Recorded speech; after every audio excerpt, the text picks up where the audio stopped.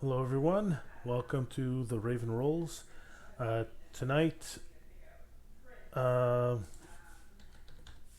instead of our Starforge campaign, we're bringing you something a little different, and this is a playtest that DJ the Griffin's Nest and I were, we were been working on for a little while, and here he is. It is called the Mage Hack, which is a hack of the Black Hack, which I forgot his first name, but his last name is Black. Uh, David. David Black, and it's a hack of essentially Dungeons and Dragons. I think it started off third edition or something like Fifth. that. It's always been fifth, Oh, it's always been fifth. Okay, as far as I uh, know. but yes, and then there was Absolute Tabletop created the Mecha Hack, which is a fun game on its own, and we're hacking the two of them, I guess. This is our first playtest, so I hope you enjoy it, and hopefully we can learn a lot from it and uh, bring a improve on the product that we're presenting to you. Do you have anything to add? Not not really, not before we kind of get into it. So Right, and we have two people joining us. You're all familiar with Dimension 119. Uh, and new to our stream here is V. What's Uh, up? is, Nathan, is there anything you want to plug or say? I'm Nathan from Dimension 119. I'm usually over here for the Starforge campaign. Um, we do D&D on Wednesday nights on my channel. We're roughly a couple episodes away from finishing Curse of Strahd and fighting Strahd. If we make it that far, we lost a character last week, or this week we lost a character. So we in a battle to get to Strahd, so we don't even know if we're gonna make it there. So yeah, and I've got a few other random video games that I've been playing lately on the stream. Just kind of trying it out, testing the waters, see what works, see what kind of schedule works. So yeah, that's me. All right, thank you, Nathan. V, is there anything you want to say or plug? No, I'm not really a content creator. I don't really stream or anything. I mostly just promote creators. I dabble in a little of everything in geek culture. Monday nights, I'm part of a homebrew D&D 5e. Funny you mentioned Strahd because our DM decided to curveball and, hey, here's Strahd. It's like, you. Because we were taking bets on, what's the worst he can throw at us? And I go, he could be a tool and throw Strahd. What does he do? He throws Strahd.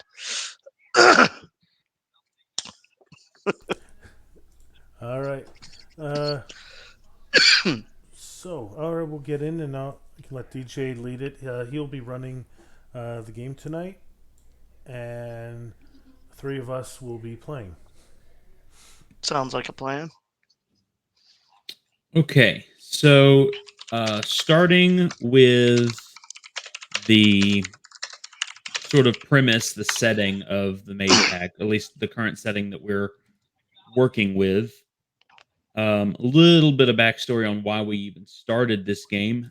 Uh, Back in July and June, July, I think, going into August, uh, Drive Through RPG was running a uh, game design challenge, and the theme of that game design challenge was summer camp. So we, I got in touch with Paul, and we started brainstorming a camp-based game. And once we opted to not actually participate in the challenge, we sort of stripped the camp away from the mechanics, but I still really enjoyed the idea of a wizard training camp. So the setting is a camp that is currently called um, Camp Arcanus, and it's set in the real world. This is a realistic fantasy pseudo, like, it's fantasy. I mean, it's hard, wizards and magic, but it's set in um the camp is right outside of the city of Cairo, Illinois. I did a little bit of looking for interesting places to set this, and Cairo, Illinois is a small town. It's the southernmost town in the state of Illinois, and it's right at the joining of the Ohio and Mississippi rivers. And originally, I was going to be putting the camp in the Shawnee National Forest, which is the major national forest in Illinois. But that was just a little far away from Cairo. So I noticed while I was looking at a map, and let's see if I can share this. Open this up. Share screen.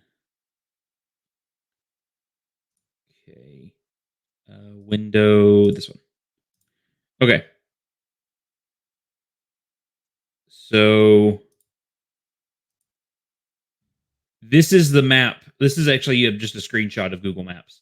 But that is the city of Cairo, and that's the two rivers. And then down at the very bottom of the Mississippi River there is a place called Angelo Towhead, and it's like a little island off in the Mississippi River. And that little red dot is where I've put the camp, right in the middle of this little island here off the coast here. And so it's a modern setting. It's so that's all I've got right now in terms of the setting. Well, I'll sort of flesh that out a little more as we go. But the premise of the game is you're going to pick an origin. The four origins are elf, gnome, human, and ogre. And we wanted to go with races or origins that could pass as human in the real world. So the gnomes of this setting are not the little, like, really really short gnomes. They're more like, they would be more akin to a fantasy dwarf than a gnome. But we wanted to go a little more whimsical. So elf, gnome, human, and ogre. And our ogres in this are just, they could pass as just large humans. Each of them are naturally attuned to one of the four stats, which are body, mind, soul, and spirit. And they each have just a basic ability. A lot of these are going to look fairly familiar. We are, like Paul mentioned earlier, we are definitely inspired by Absolute Tabletop's the Mega Hack. So we're using that as sort of a starting off point. Things, of course, will probably change as we iterate. But so that's the four origins. And then the four roles are four different kinds of wizards. We have the Magus, which I'll just read this here. It says, Magi are reckless casters. They prefer to be in the heat of combat. There are no melee weapons in Mage Hack. There's no melee combat. It's all no normal melee combat. It's all spell based. The Magus sort of is the exception to that. They have, one of their abilities are Arcane Blades that they can produce and allow them to kind of get up and get into close combat. Then sort of the opposite of the Magus is the Seer. The Seer is the stereotypical wizard of of the group. They can cast a lot more spells, and they do actually have some amount of um, future sight um, ability, seer style ability. Seers are fonts of magic. They prefer to strategize and plan out combat for maximum efficiency. The next one is the Shaman. The Shaman is sort of the druid of the group. Shamans are in tune with the natural world. They prefer to balance offense and defense in combat. They can call upon they are in tune with the ability the stat spirit. So they're in tune with sort of the spirit of the world as well as the ancestral spirits of nature and animals and people, and they can call upon those to aid them. And then the thaumaturge is um, sort of our defensive spell. They're protective and they use defense magic. They're sort of like a cleric, but less religious, more just uh, protective and defensive magic. Um, so they're the tank of the group. So that's that, and then we have sort of a short list of spells. Um, Broken up by those four stats. So character creation is super simple. If you'll scroll up to that character creation, uh, it'll look it should look fairly familiar if you've played um, Mecha Hack. We have a array here of 12, 11, 9, and 8. You just put those in the stats that you want. You pick two skills. Each attribute has two skills. You got the list of skills there. Yeah, I'm just. There they are. I put them here. So the two body skills are athletics and presence. So presence would be things like intimidation um, or things like that. Then the minds are intellect and subterfuge. So strategy and sneakiness and all that stuff is all a mental thing. Soul is empathy and willpower. So being emotions and insight and your ability to maintain composure and all things like that. And then spirit is survival and awareness. Those are awareness is kind of like your perception in this game. Survival is of course nature, survival, all those sort of things. It's also like self-preservation. So knowledge of certain things, but more like knowledge of animals, traps, things like that. Something, yeah, to keep yourself alive, I guess. So most of the basic mechanics of even 5e are present here. Things like advantage and disadvantage. Um, Modifying rolls is talking about like depending on the difficulty of the combat situation, you can modify your rolls. The actions. So unlike Mecha Hack, there is no penalty to taking the same action twice. But the actions you can choose from are to move one rage band, so from where you are to a near location. You can cast a spell, and all the spells require a roll of your mana die. That's sort of your pool of magical energy for casting spells. You can activate any of your either origin or roll abilities that have an activate. Say as an action. I think only the roll ones are actions. And then you can use any item. So we have a short list of consumables. Excuse me, right now. And then the last thing is invoke the Arcane Bolt. And the Arcane Bolt it's sort of our version of a cantrip. It's what you do when you don't want to roll your mana die. It's a base. You test any stat. You choose which stat you want to use to invoke it. And then if you succeed, a close or near enemy takes a D4. And then at 4th level, it increases. And 8th level, it increases, which we're still working on the level system. We're going to be playing a level 1 encounter today.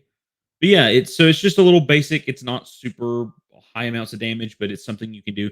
It's especially great for someone like a thaumaturge who maybe doesn't want to take a bunch of offensive spells, but it gives them something to do offensively and when they need to. Um, and Also, if you happen to run out of mana, that too, it gives like you a something to do. yeah. So then aura points. That's the next main thing I want to look at is aura points. This is our version of armor points from Mecha Hack. Um, it can be utilized as sort of additional hit points, but all of the roles have an ability that costs an armor point. I mean, an aura point, excuse me, to use. And these are sort of some of the main abilities for each of those roles. So that's I feel like the aura points are a little more valuable here than the armor points are in Mecha Hack. You're probably going to be spending them for abilities a little more often than you are hit points, but you can spend them as hit points if you need to, and they do come back on your short rest. So you're probably going to have plenty to use. You start with 5. Everybody starts with 5 of those. And then the mana die functions a lot like the reactor die, but specifically for casting spells. The spells are the only thing in, at least currently, in the game that utilizes the mana die. And it just sort of represents your magical, the energy that you have stored in yourself that you can channel. And once it's depleted, you have to rest in order to recuperate that. Short rest gives you just one step back up on your die, and a long rest completely resets it. So I think what we're going to do for character creation, you're going to use the stat array, pick your origin and your role, pick 2 skills, 2 spells, unless you're a seer, and then you get your 5 aura points. And everybody's going to get 2 consumables. That way we can test some of those out a little bit too. Right. So I think basically we'll start with V. Is there origin that you wanted to try out?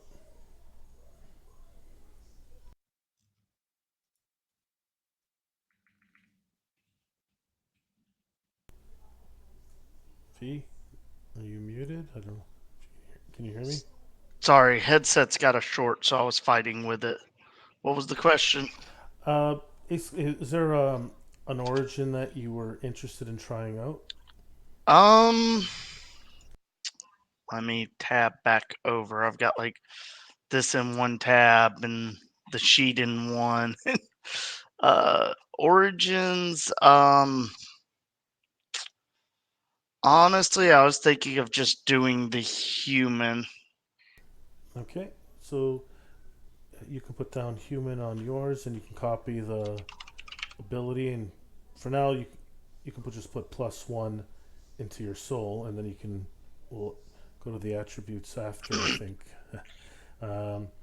Nathan, is there one that you were looking at?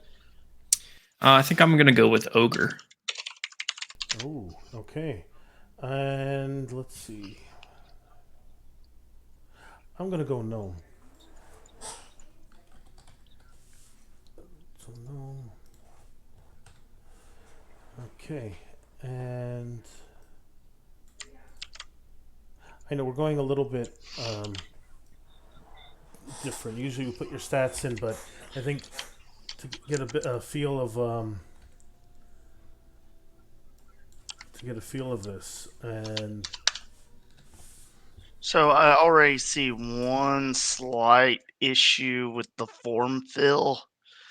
The boxes don't work as boxes. They work as a single text line. Yes. So that's gonna get a little messy.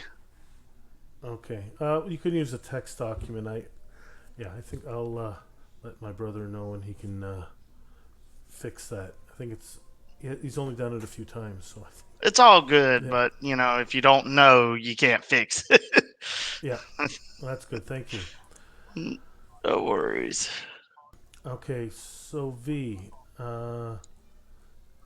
which Seer. seer? Okay, Yep.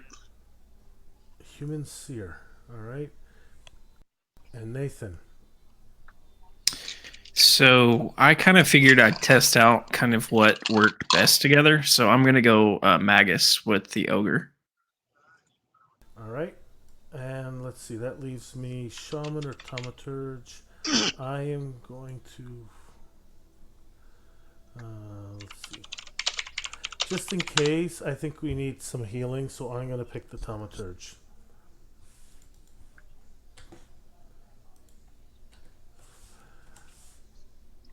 So I'm going to put my extra. So I have +1 mind from the gnome and +1 soul from the thaumaturge, and my extra +1 from the gnome I'm going to put into soul, I think. So I'm better at soul stuff. But I could also put it into mind if I wanted to cast like a mind spell more often. So, so the One thing that we did forget to put in the doc that I thought about that me and Paul did discuss, I'm pretty sure, was initiative. it's initiative is here, I think, it, or did I forget? I think we forgot to put it in the doc. I was about to put it in, and yes, it's roll either body or mind, whichever's higher. yes. So that might help you determine sort of a secondary stat or something like that if you want. And I'm just going to go ahead and tell you, as of right now, a lot of the enemies that I'm going to be using, most of them have body attacks, so it might be more beneficial to have at least a decent body stat. Of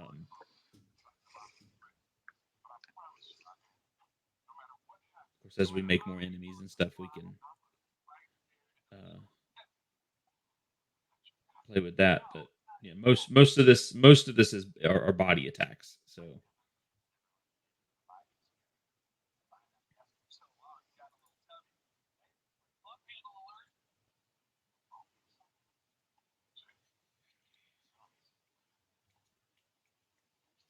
Okay, so the starting values are 12, 11, 9, and 8.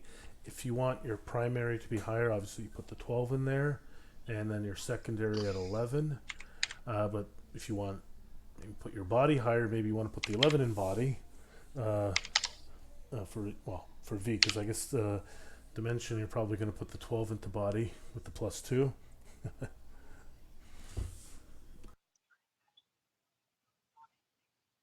So what I did was put the 12 in body, and then I get the +2, one from the ogre and one for the magus, and then I put my extra +1 in body as well. So that's a 15 body. okay, you can't put your extra one in the same one that your racial one is in. That's why Gotcha. it says any other stat. Yeah, so we worded that right here. See, any other stats, so it keeps you from getting a +3, which purposeful mechanic decision. All right, Because I will fix that. Even though we're starting off with lower stats, it's easy to get them high, so that's why we thought it's better to spread around the point. So you can end up with a +2 and 1 at the most, or +3, like +1 and 3 different stats. Well, not in your case. In your case, you have the +2 body. But for example, if you don't pick like gnome thaumaturge, I could have put +1 into body, +1 into mind, +1 into soul.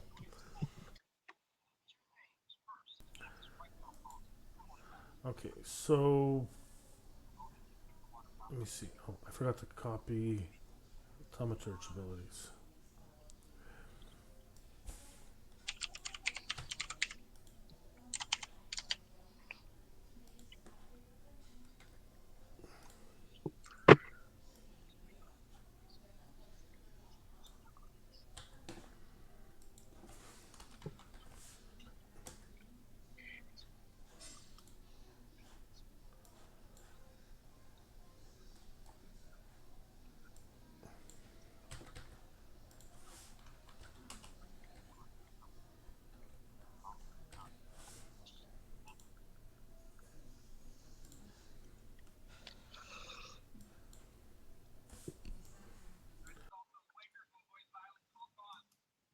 Okay, so we have. I just want to, however you guys, did you guys pick your? Do you have your starting attributes? I guess we're down. We finished number 4. We did. I guess we did 3 and 4. I guess now. Oh, we have to pick 2 skills as well. I will be right back. Sure. 2 skills or spells? We'll go number 2. We'll pick 2 skills first, and then we'll pick the spells.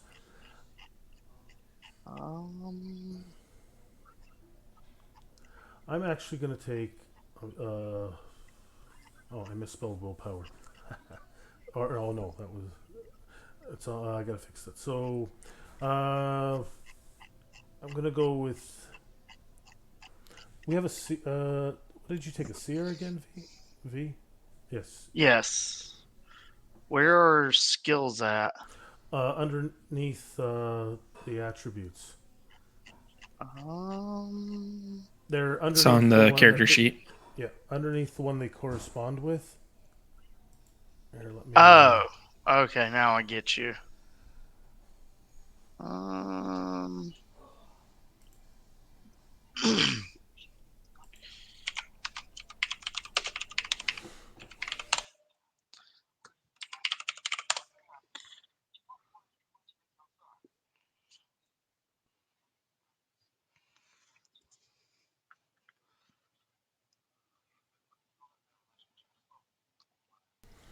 Yeah. So, which skills were you looking at, Nathan? I took presence and awareness. Okay. And V, which one did you take? I took intellect and empathy. All right. So I'll go willpower and subterfuge, or something a little different. Okay. And then I guess the next part. So, if you look at your class, so your role, it tells you your starting hit points. So You start off at max. no, it's a roll. Okay. So you can, I'll have dice or digital dice. I have physical dice. Yeah, you can do that. Where are my dice? Oh, here they are. I'd lose my head if it Ooh. wasn't attached. Out of a possible 14, I got 14. And then you put, so I have D10 hit dice. I have 1. I have D10 plus 4 hit points. And then I put in my mana die, which is a 1d8. And I'll actually, you know what? Let me share my character.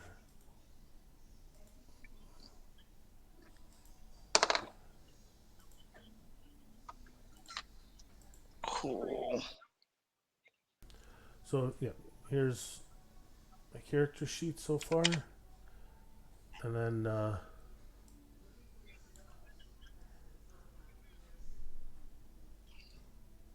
we can look at the spells. Obviously, I'm going to probably stick with the soul spells since we only have 2 of them.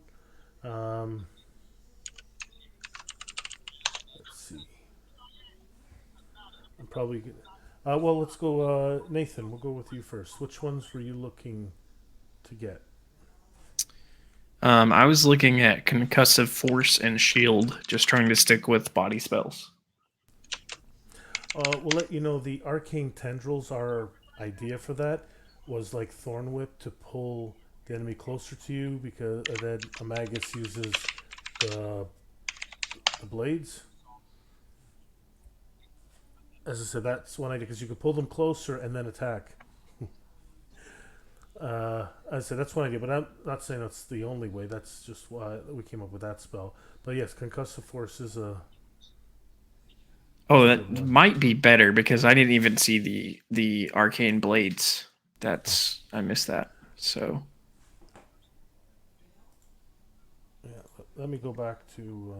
That is one of the main ways to do close combat, is with the Arcane Blades.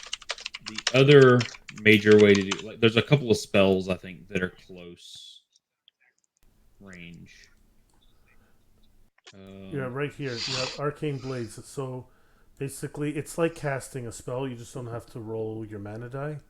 So you attack with your body, your test body, and then you could do d8 damage. Theoretically, you could use it twice. But I said the tendrils is a good thing to pull an enemy closer so they're attacking you instead of. Well, we want to keep the seer alive. I think that's you and I. That's our goal. I can take the damage and you can dish it out. Yeah, I think I might switch that to the Arcane Tendrils and Shield.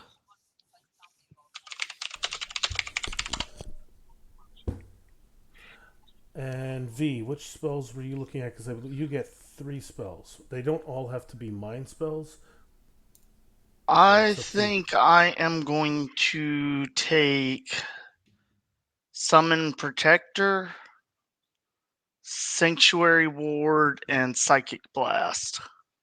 Oh, 3 different. So, are your spirit, soul, and mind decent values? Spirit is the lowest, but mind and soul are 13 and 12 respectively. Yeah. So you have to get under the roll. So you roll a d20, and your goal is to get under. I think not equals doesn't matter. You have to beat it. Yeah. Yeah. So, for example, my spirit is an 8, but that summon protector is nice. Oh no, which that's I think it's summon protector. I'm thinking of I'm thinking of something else. But summon protector is nice too if you can get it cast essentially. And here, this is not in the playtest dot. In our chat on the StreamYard, I will post the stat block for the currently the only option that you have to summon. That's fine. Heh, plant zombie.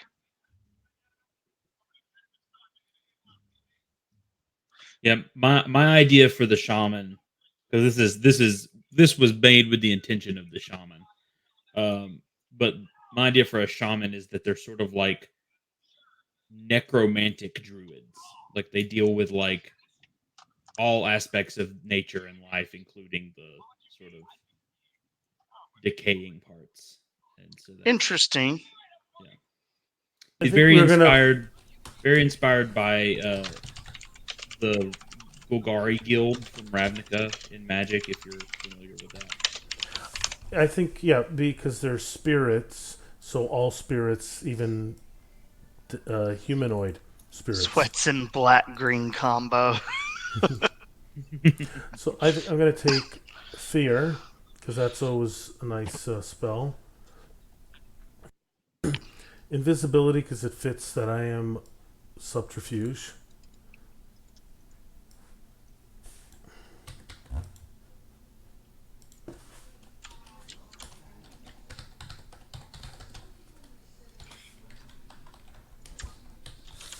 And my third one will be something different. I guess reflect damage. Because that's a nice option as well for my character. No, that's 3. I don't have 3. I only have 2. I'm gonna stick with the first 2, fear and invisibility. I was trying to cheat there already. I think because we were trying to decide do we start with 2 or 3. We were going through deciding on this, and then we stuck on 2, but my mind went to 3. Okay, so going back here. Oh, and everyone except for me, everyone has 5 aura points, and as a gnome, I get a 6th one.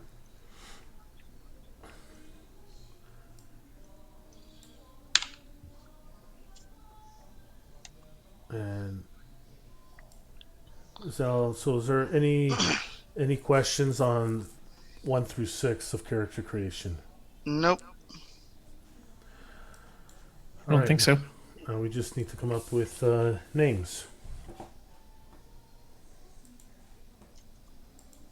Yeah, I'm going super lazy here.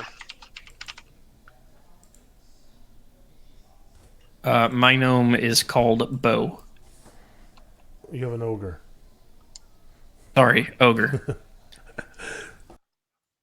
My character's name is Jack. Let's go with Twinkle Toes. I don't know why, but that's his mage name. Nathan, did you say bow? Yes. Beau or Bow? Just Bo. Oh, just Bo. Bo the 3 letters is too much for him. Bo the ogre Magus. And so, V, what did you pick again? Jack. Jack the human seer.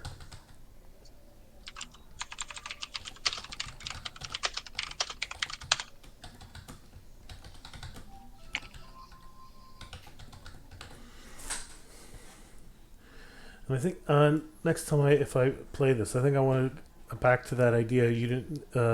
We talked about, Nathan.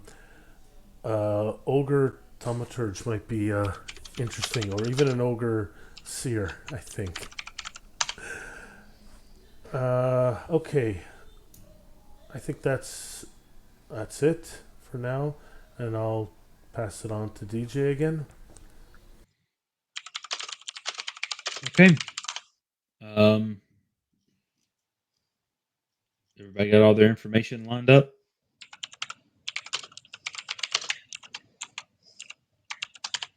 Is there anything special you need to know about any of the equipment or anything? You said we were getting 2 consumables, Oh, yeah. right? Get 2 consumables.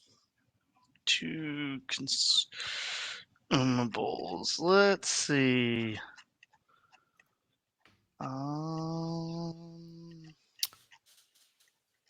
I have Alchemist Fire and Will Potion on mine at the moment. Okay. I'll take the ointment and will potion. Okay. Now, Oh, you want to take the spell scroll for that 3rd spell you were going to grab? Yeah, I'll take the spell scroll, and I think trying to decide. I can heal already. You know what? I'm going to go with the will potion because I could already heal. Let me see. I could already heal the 1 for 2. So it's not as good as the healing ointment, but a will potion will help me with that. Hey, a will potion could be up to 8 hit points. That's true. But as I said, with the extra, I have the extra aura point. That's why a will potion is probably a good idea too.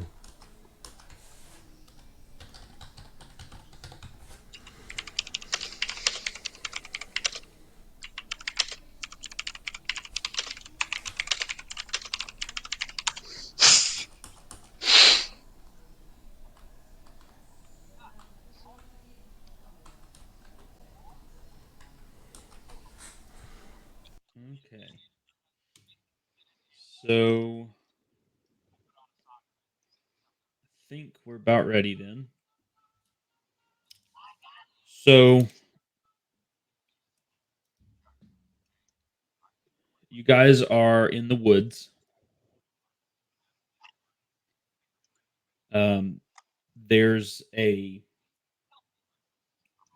some ruins up ahead, and you guys know that your mission was to go into these ruins and retrieve an arcane gem. This like fairly large magical gemstone. You're supposed to retrieve this gem from these ruins and get it back to your superiors.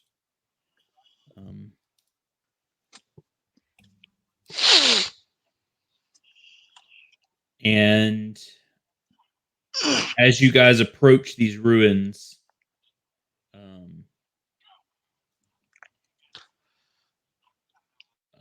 Bo, I want you to make an awareness test. So that's roll. So that's an 8 under 12. My spirit is 12. I rolled an 8. Okay, so then you need to, and then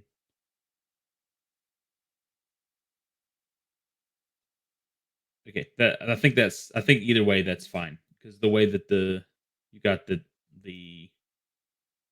-2, right? It's basically a -2 to your roll. So that would make it a 6. Yeah. Okay. Because I think the way they work in Mecha Hack is it's a +2 to your stat, as opposed to a -2 to your. Either way, it comes out the same way. So as you guys approach, you hear a rustling in the woods up ahead, and you're able to sort of alert everyone that there's something sort of surrounding, like guarding these ruins.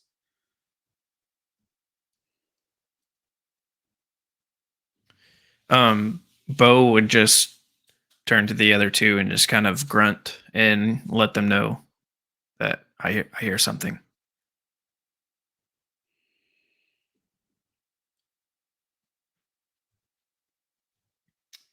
As you guys approach, you are met with sort of the like even more rustling. Like it's rustling more than the trees would normally rustle. And you realize why after you also hear sort of the heavy breathing and sort of snarling of. Give me just a second. Window. I think I should also, sorry to interrupt, quickly mention the skills. It adds a +2. I forgot to write that in the document. Skills add a +2 bonus to your stat when you're rolling. So even if I put it in athletics, for example, that 9 body is an 11 when I'm doing athletics. So yeah, so you don't always have to pick what you're good at because you're already good at it. Yeah, sorry. Can you show the screen share? Oh, what would you like me to shoot? Oh, yours. There we go. I've got it, yeah.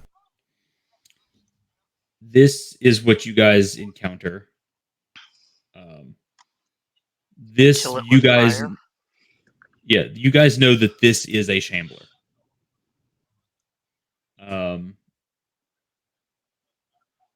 It's one of the major things that you guys learned about. One of the major creatures that you guys learned about. This is essentially a plant beast, undead plant beast that there are 5 of these that come out of the woods and sort of surround these ruins. So let's roll initiative. So the way you roll initiative is you're going to roll you're going to test either body or mind, whichever's higher. If you succeed, you'll go before the shamblers, and if you fail, you'll go after the shamblers. What determines success or fail? If you roll under your stat. So I got an 11 under 14. I have a 15 versus a 13. So you rolled a 15. And you have 13. Yeah, I rolled a 15, but have a 13 stat. So then you'll be in the lower initiative. And I got 9 under 12. So it will go Bow and Twinkle Toes. And then it'll be the Shamblers. And then Jack. So the 2 of y'all, you can decide who wants to go first. There are 5 of these, and currently you are all there are 3 of them sort of at the front of the ruins that are at near to you, and then the 2 more closer to the back side of the ruins are at far. So, I guess asking Paul and V, what's kind of our party dynamic here? Like, I imagine that Bo is kind of the one that like goes out first, but I don't imagine he's the one that's strategizing. He's kind of the shield or the tank, as it were. But he's Well, I think strategizing battle and stuff like that. technically Twinkle Toes is the tank of the group. A little more hit points and stuff, and I don't know if anyone has a higher than a 12 mind, so he's a bit of a strategist, but he's also a stealthy one. Which, that's why I think he might be technically more of the front line. And that's fine if you're wanting to, like, once we get into battle, if you're wanting to be the front line. I'm just thinking that the ogre and the magus is more like the kind of the closer combat. So the closer combat. I imagine he's sure. going to kind of look back to Twinkle Toes and just give him that look, that usual look of, do I go? Do you have a plan? Actually, V, what is your mind? My mind is a 13. Oh, so technically, yeah. Not that far. I'm not that far behind. But we're the brains of this group, so we're the strategizers, I guess. And but I guess Twinkle Toes is a scout, but he's not very observant, which is also funny. But I think he will go off first because he can take a hit, and he will try to move up a little stealthily, I guess. Okay, so what do you want to do? Okay, so I'm gonna maybe move up to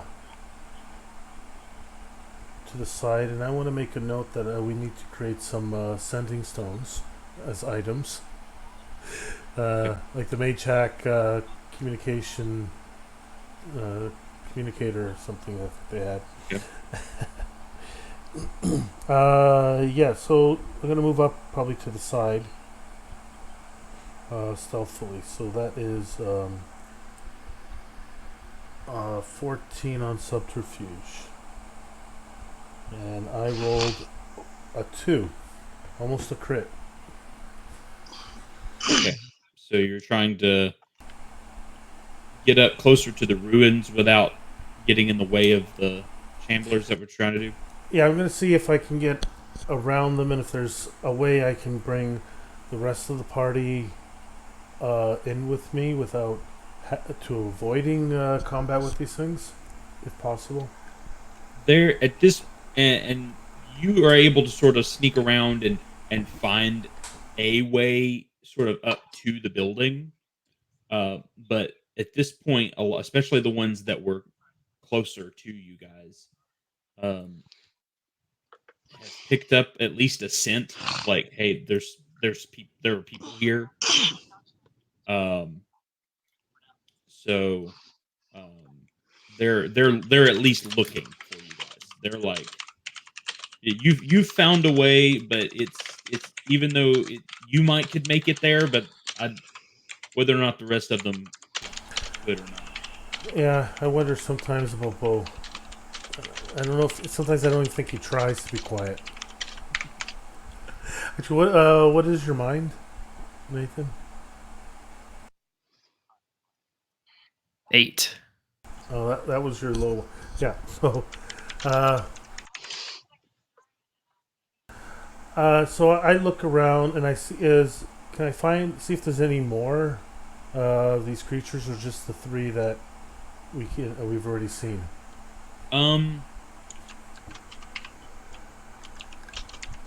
Yeah, as you kind of go around the side, you see another one. So there's one. At this point, it's about far, like it's far from you guys, as opposed to near, like the 3 up front were. Let me see if I can get a.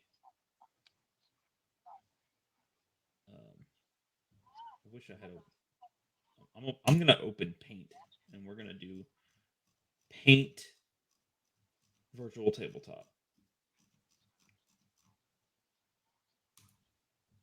So I'm gonna stop sharing that. And I'm gonna share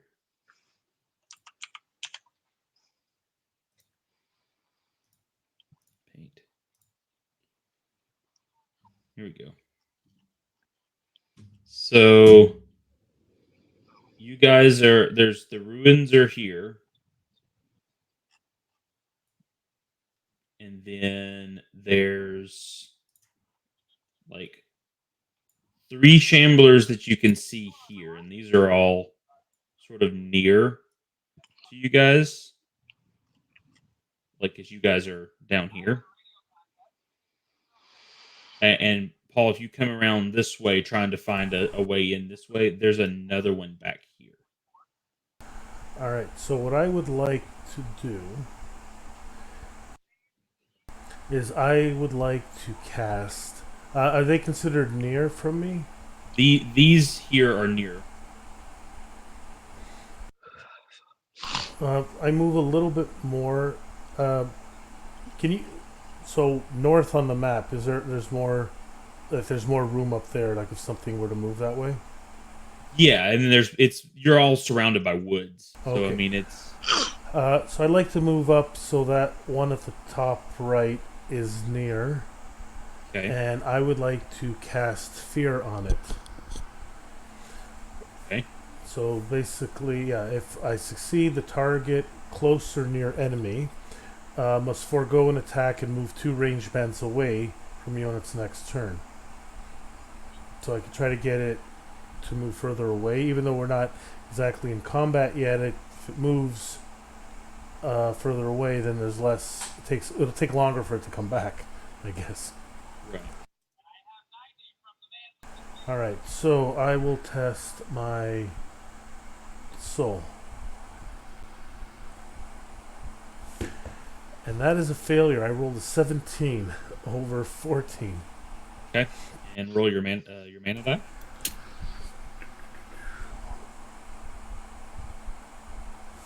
I rolled a 3, so I am good. Okay.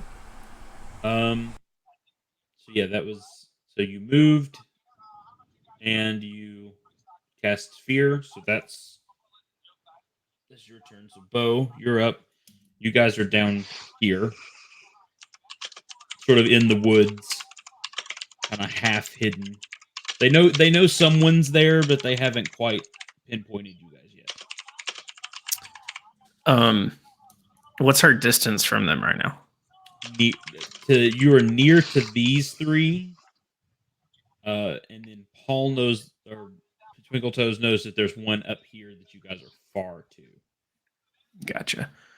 And where did he go? Or Twinkle Toes? Around here, okay. Sort of skirting the side to see if he could get another way in. How thick are these woods, and how close do these woods get to the creatures? This sort of area, like you could tell that these ruins were at some point some sort of, whether it was a some sort of building or outcrop place. So like sort of the general area around it is sort of low brush. Like you could tell at one point it was mostly a clearing. But I would say the actual thick woods sort of ends sort of here. And then it sort of turns into sort of just a thick underbrush. So here's what I'm thinking. And you can kind of tell me if I need to try this to see if it works or if I can do it or not. I'm near to the 3 at the front. Mm-hmm. They seem hostile. You know, I've seen, I guess I've seen Twinkle Toes step over and seen him kind of try to do his magic or whatever. I think that Bo wants to step. I'm trying to look at that spell.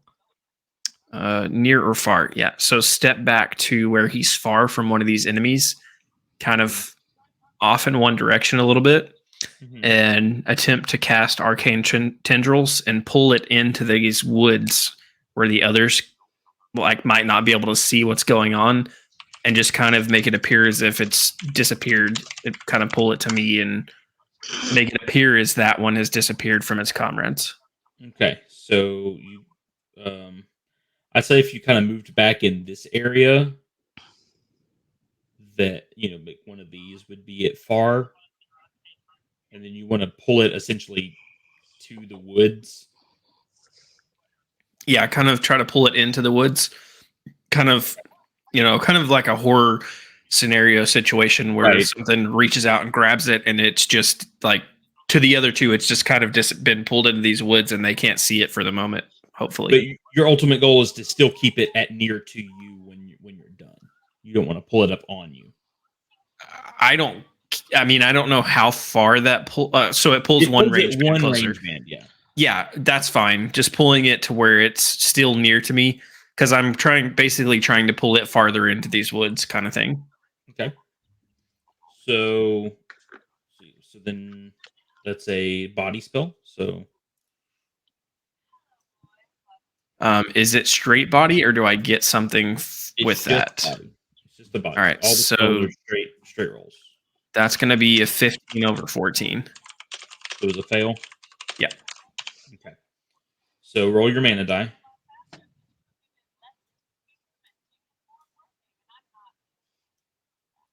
All right, that's a 3, so I should be good. You're good. Yeah, so you go to do it, and I don't know if it's sort of tensions are a little high or whatever, but the spell doesn't go off just right, and you're unable. So that should be your two. You moved over here, and then you cast this. I just kind of imagine like the spell goes off, but it's because I'm in these woods, I can't exactly maybe I'm trying to look past a couple trees and get an angle to see where I'm trying to grab, and I can't quite see it right. So these tendrils start to rise up beside the thing, and they're grasping around it, but around its legs or feet or whatever, but they're not getting a hold of anything because I can't quite see what I'm trying to target here. Right. Okay. So it is their turn, and at this point, they definitely can smell you guys, and maybe even they can kind of smell a little bit of the magic that has been sort of dispelled in the area, and so they're gonna start moving. This one here that was far is gonna come up a little closer, maybe a little farther out here. And then this lead one here is going to sort of start heading towards the woods to get a better,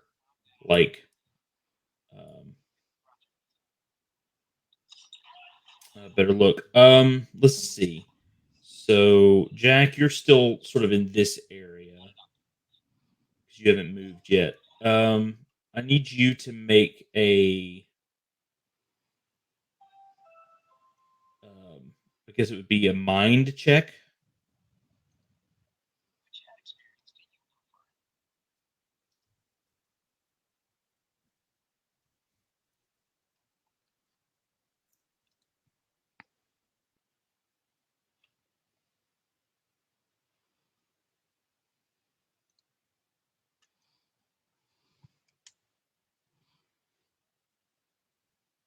B.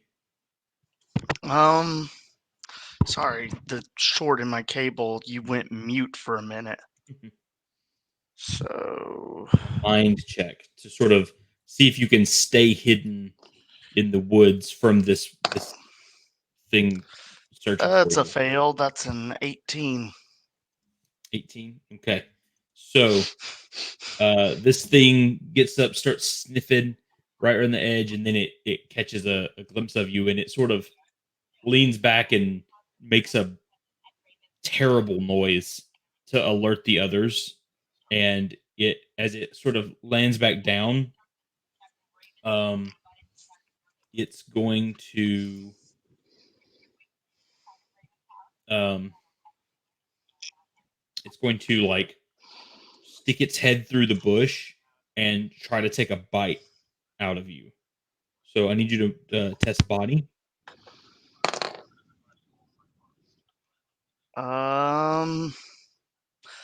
Also a fail.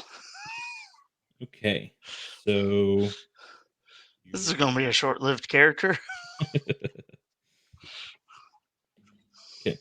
It because it's kind of biting through the brush and everything, it just sort of gets the edge of you as you sort of like try to move back, and you'll take 1 damage. Okay.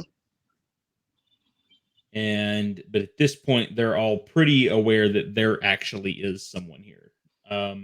So this guy is going to sort of run up here.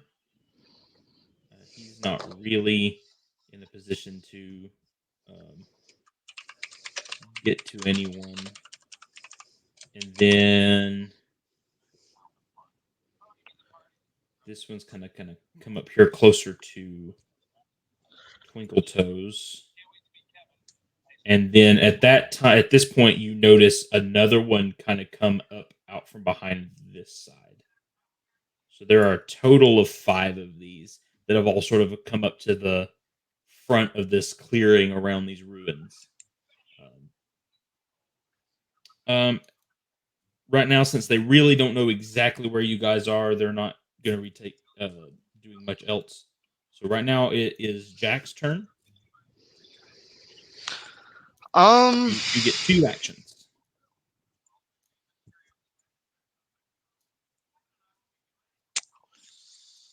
Let's see. Right now, we got Jack here. I'm gonna. Which one's closest? Where's the one that tried to bite me? The one right in front of you. And it's still in close range to you. That's perfect. So we'll test mind.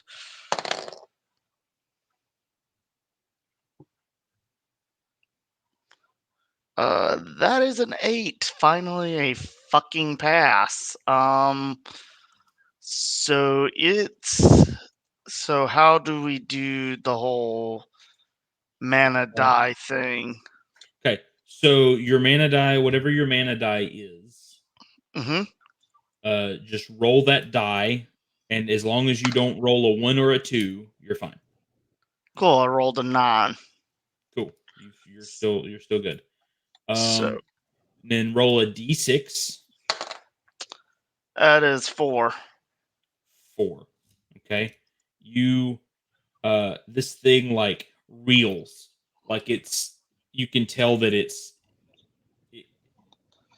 in pain and it doesn't know why. And it just screeching and making these terrible noises.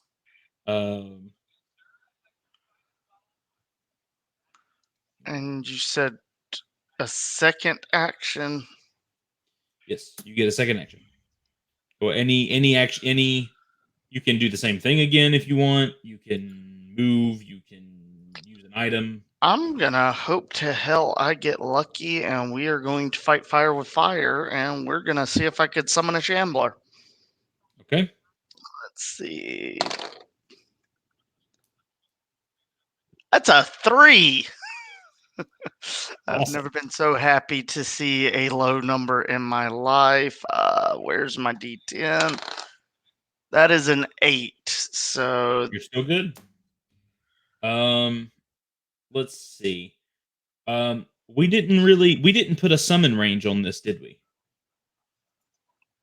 I'm assuming within. I know we did not.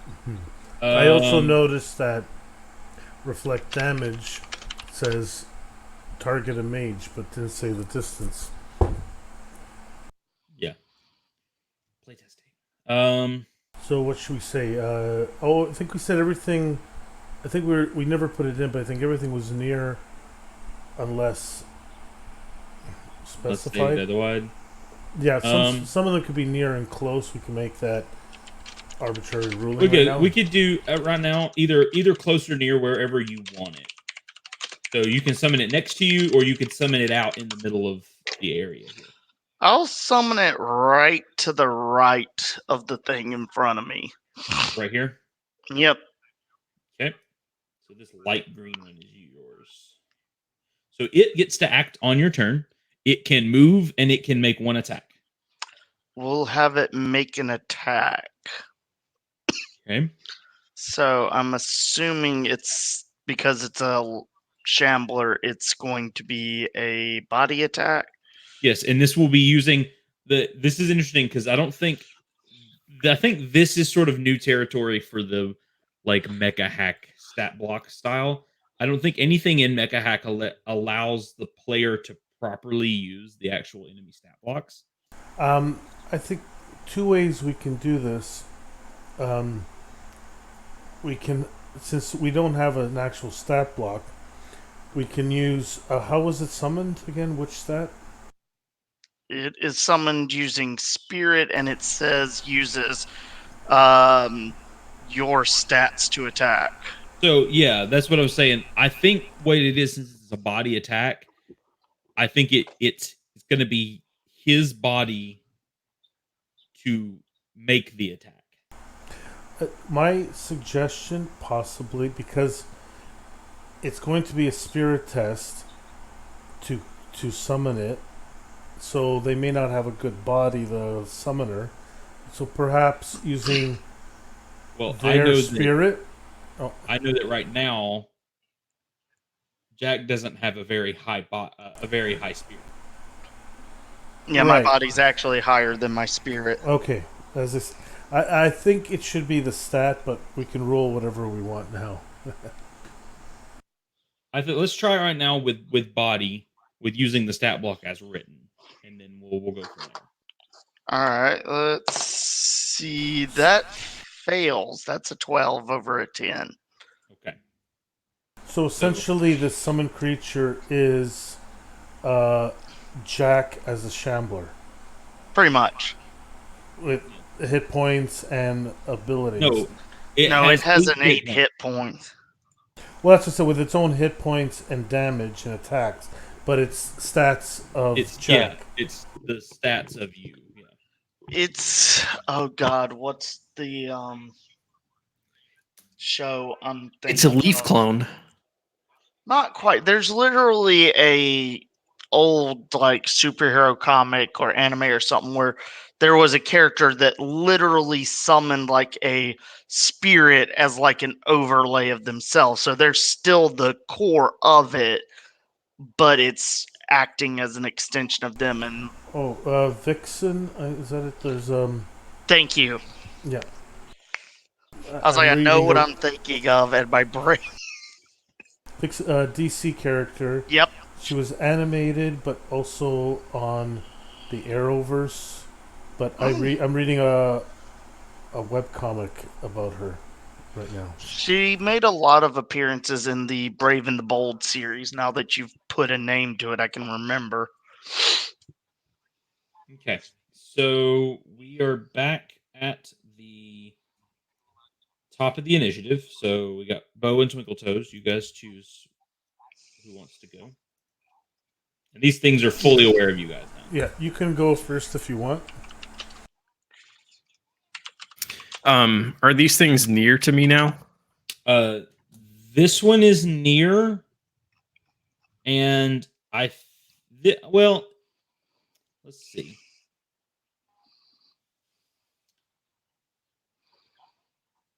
I think this one's just outside of close. Like it's right on the edge of near. So I think these three are probably near, and these two over here are far. So let me ask you this. My Arcane Tendrils can pull an enemy a range band closer. Could I reverse that and pull myself closer if I wanted to still get close to them, but make the distance closer to the ruins? I think so. I think that's fine. Then I think I want to try to grab that one that's up to the left by the ruins and see if I can pull myself a range band closer to it. Okay. So test body. All right. That should be success. Yeah, that's 11 under 14. Okay, so it's a D4, right? Damn. And that's a 6 on my mana die, so that should be good. And yes, it's a D4. That's 4 damage. Cool. So this one, like these, how would you describe what your arcane tendrils look like? Since he's trying to pull himself closer, I think this time he just kind of throws his arm out, and just these tendrils start to like come over from his wrist over his hand and just reach out and lash this thing and just kind of jerk him forward. And as he gets into that close range band, he just like his feet finally hit the ground and he slides forward a bit.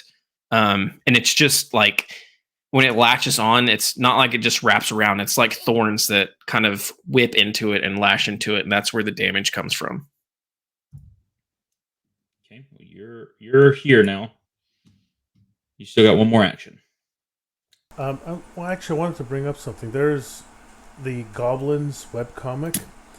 They have what is called an IME, which is individual magic effect, but it's also certain. It looks a certain way when they have magic effects, but also a color. I'm thinking with the Magus, even though the Magus is casts other spells, would they all be red?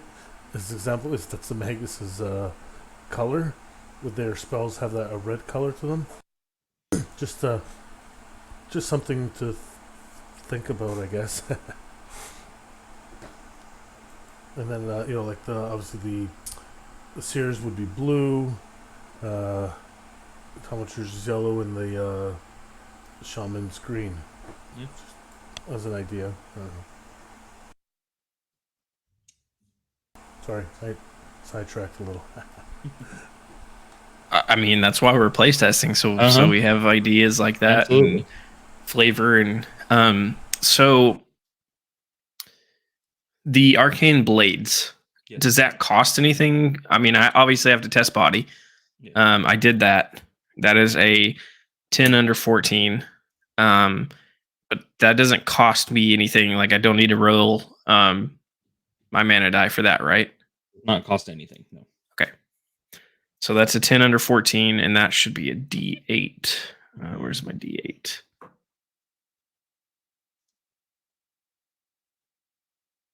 There it is. That's only 2 on the D8. 2. Okay. Well, you take a chunk out of this thing. It's not down, but it's you maybe hack a couple of tendrils off, a couple of vines off this thing. I kind of imagine. I like the idea that it's red. I like the idea that these tendrils / vine things that came out of Bo's arm and latched onto this thing were this red color. And I like to imagine kind of all this happened at once. As he gets pulled in, slides to a stop, these tendrils or vines or whatever kind of detach from this creature and start to pull back into Bo. But as they do, the thorns kind of fly off the ends and just flit back into this creature, doing that couple of extra damage. Okay. So we're to Twinkle Toast. All right then. Let's see if I can actually do something now. How is Jack doing? Is he injured in any way?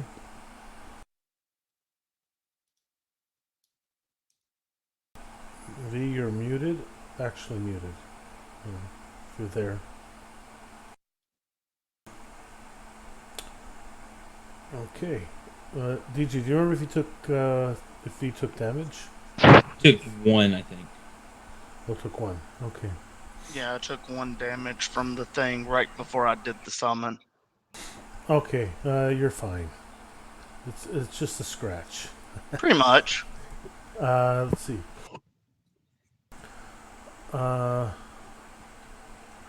I would like to move now. If I moved, could I move a little closer to to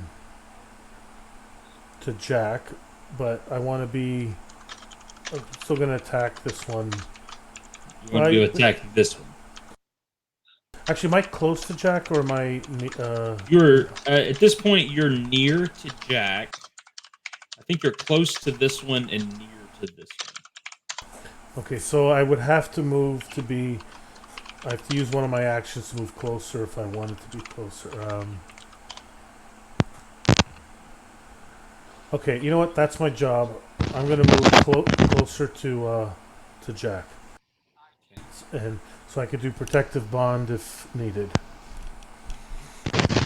All right, and then I will do.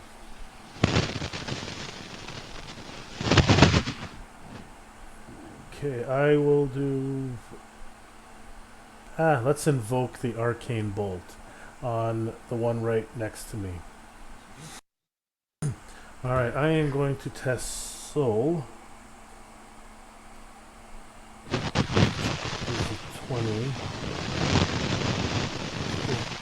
Right. Sorry, V, I'm going to mute you if you can hear. Let's see, so I'm going to roll, and I got a 4. Alright, so I invoke the Arcane Bolt. And for D4 damage, I get a 3.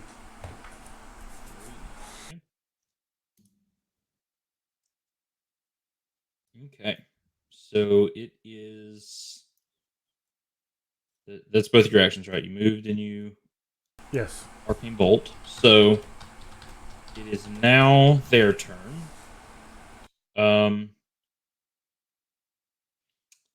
The one in front of Bo is sort of reeling from this, these limbs getting hacked off, and it is going to try to take a bite out of Bo. So Bo, I need you to test body.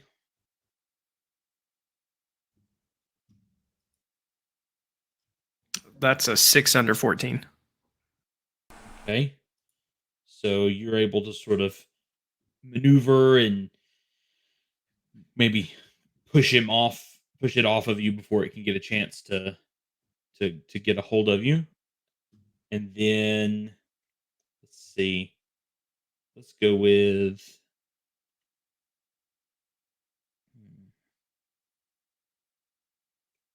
this one up here.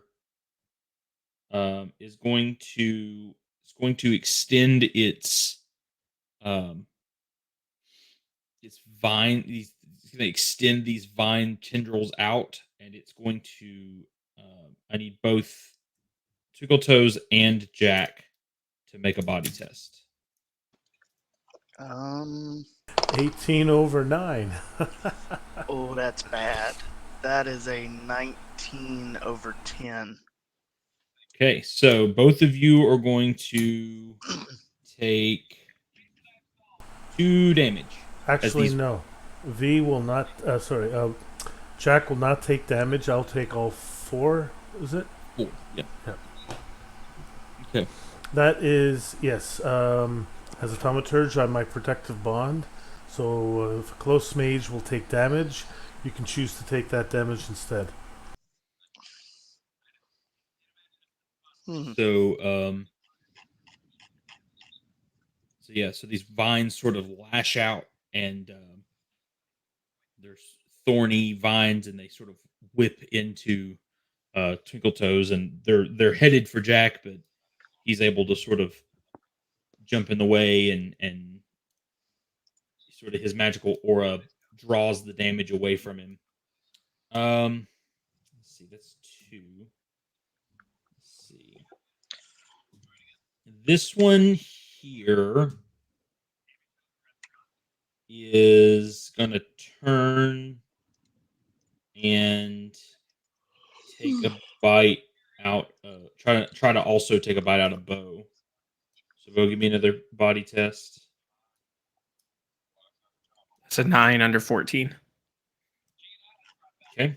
And then let's see.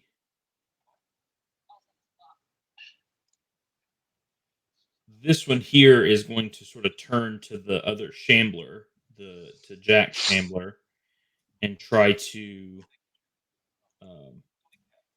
take it. So, Jack, I need a body roll for your Shambler.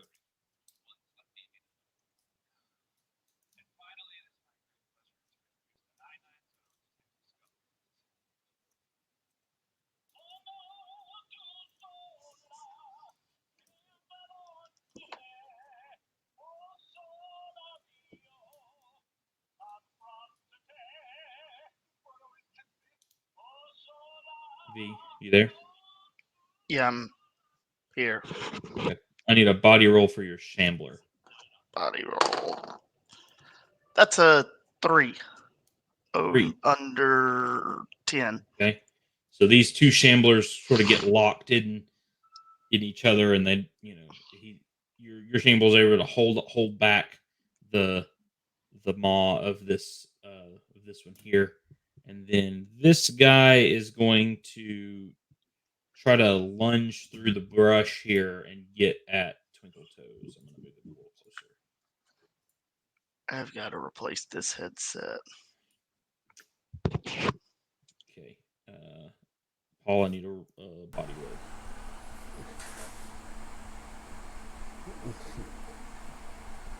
Oh my goodness! I rolled a 5. Awesome.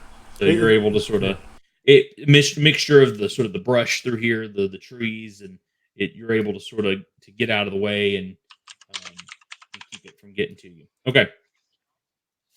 Jack, it is your turn.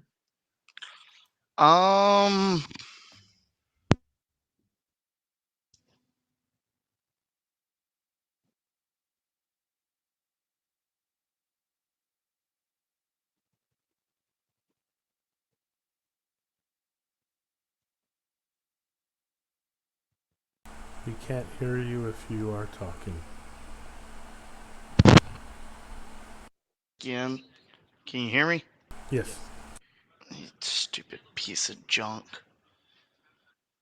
That's what I get for using something from work.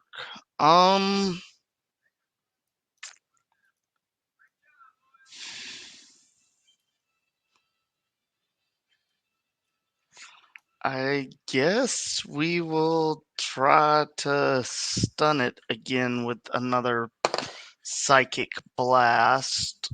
That's a 10 under 13. Okay. The same And one, that's the one right in front of you. Yep. And that's a 9 on the mana roll. Okay. There's my d6. And that is 6 damage. Okay. This one, when you at this point it's locked in combat with your Shambler, and all of a sudden it reels back and it screeches again, and then as it this time as it's screeching, the tendrils sort of start curling up to itself, and it sort of keels over as you like psychically like this thing like almost melts from the inside from all this psychic damage it's taken. That's an interesting visual. How far is This one here, both of these are at near to you, and both of these are at far.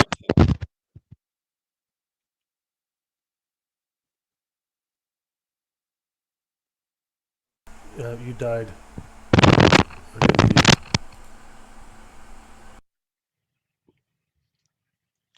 hang on.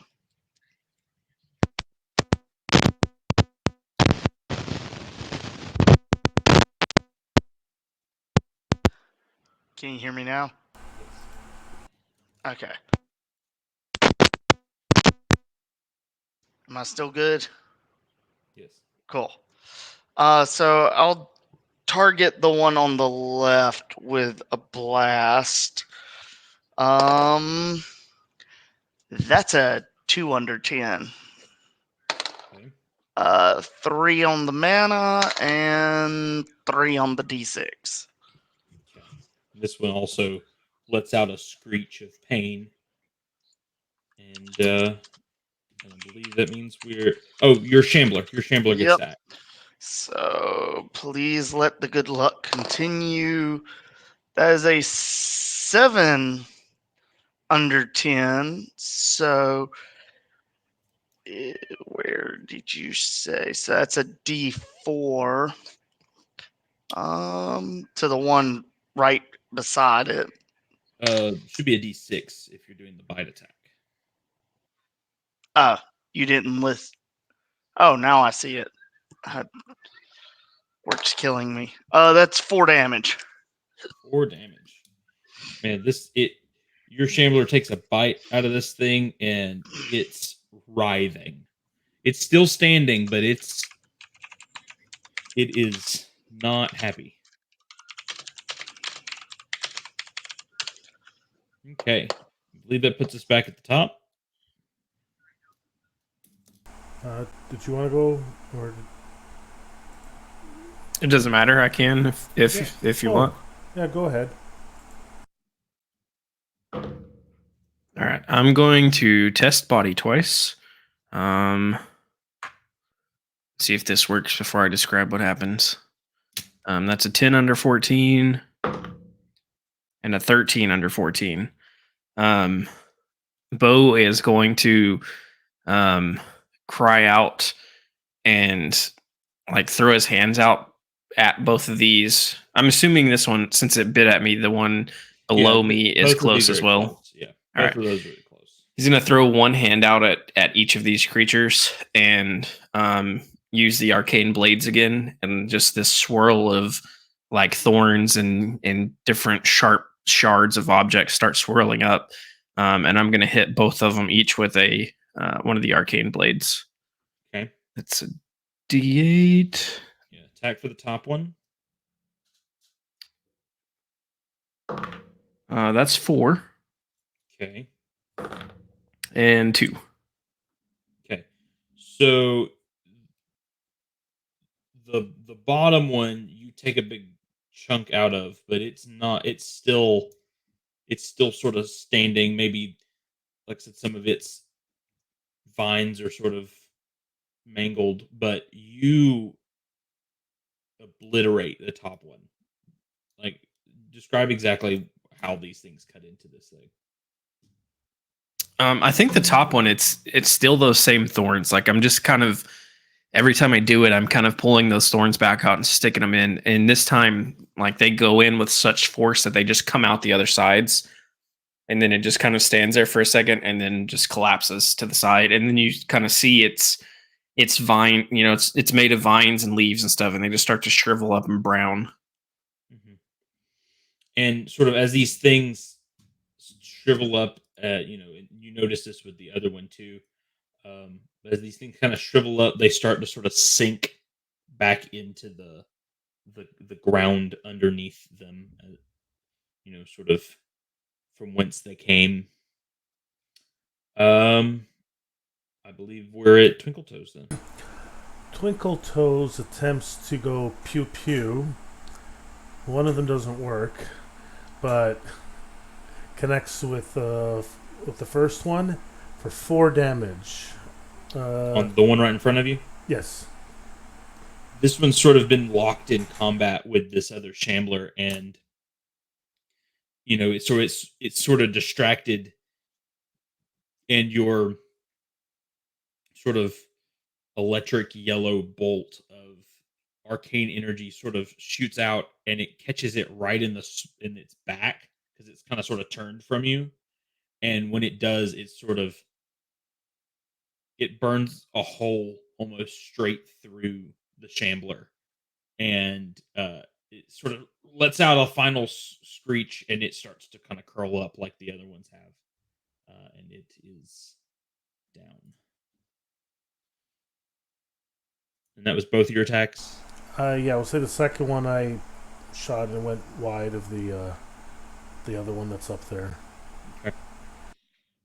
then it is their turn, and they are starting to sort of they're getting a little wary, but at the same time they're determined and sort of furious at what's going on. So this one over here is going to bite out at Bo again. So Bo, I need a body test for that. Ooh, that's an 18 over 14. Okay, so that is going to be 6 damage. This gets you were probably sort of calming down from your sort of whirlwind of an attack, and it sort of just lunges and clamps down hard on your leg. It gets a good chunk at that's 6 damage. Oh yeah, when he chomps down on Bo's leg, it just like he rips back and it almost takes it out from under him. Like Bo kind of goes down to one knee. Bo is down to 1 HP. And remember, just you can spend AP for hit points if you need to. Because that's what I'm going to be doing to heal you. And then this one up here is going to charge, and the first thing it sees is this other shambler, and it's just going to charge up to this shambler and try to take a bite. So V, I need a body roll for your shambler.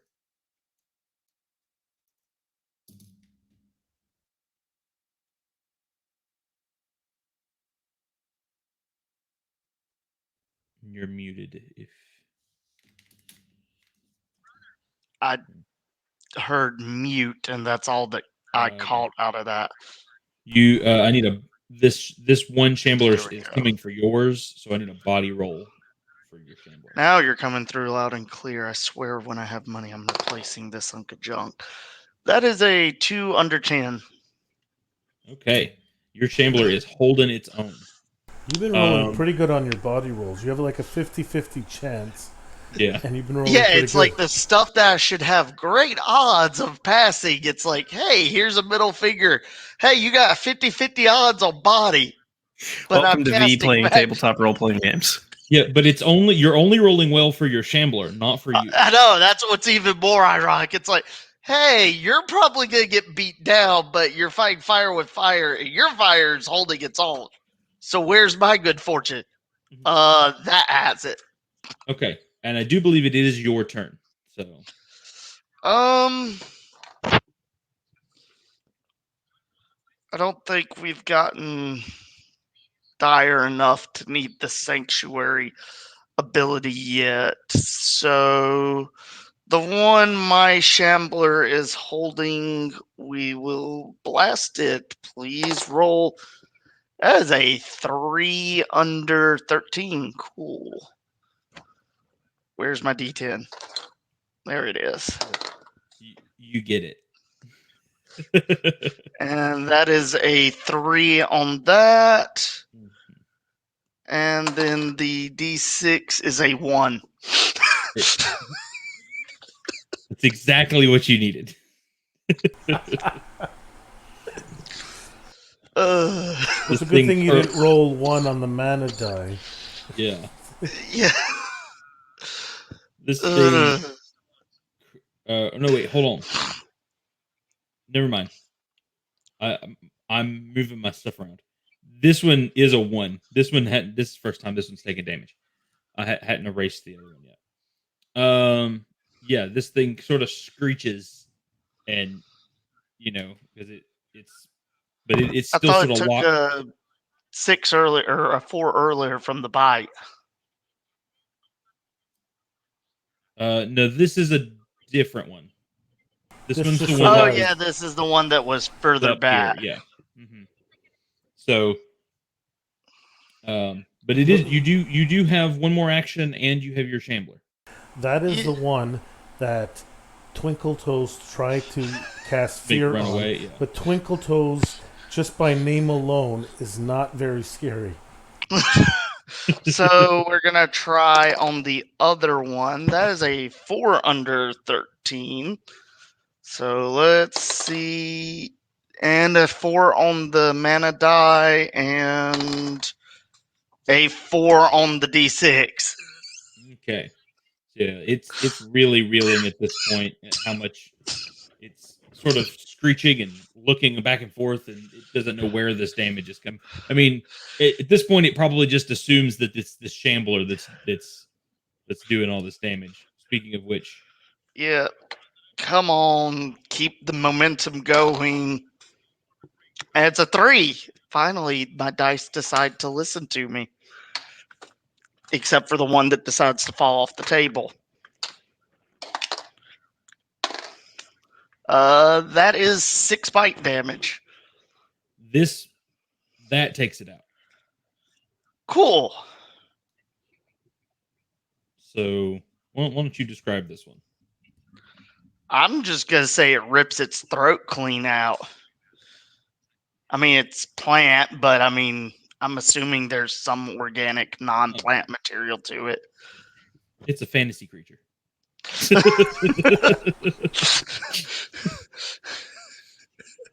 It has a throat made of a tree trunk. Mhm.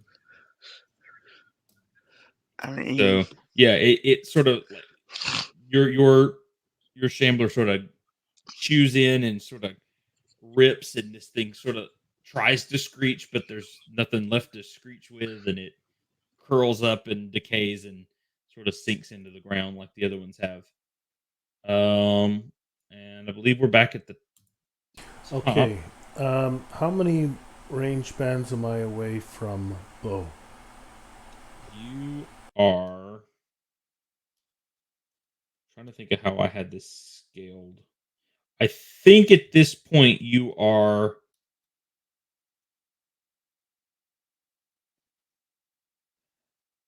This would be way easier if I had a hex grid on this thing. It's got to be at least near, right? Because near's 5 to 60 feet. Yeah, I'd say you're probably near. Okay, so one move closer, Okay. and Like where you want to be? Like over here? well, the other side, close Or you, to, yeah, like it's here? fine as long as I'm near. Oh no, sorry, one move puts me near. No, one Okay. you are near. One move puts you close. Okay, I will get close, and So will 2 hit points actually make a difference if it hits? No, probably not. Actually, you know what? No, I am going to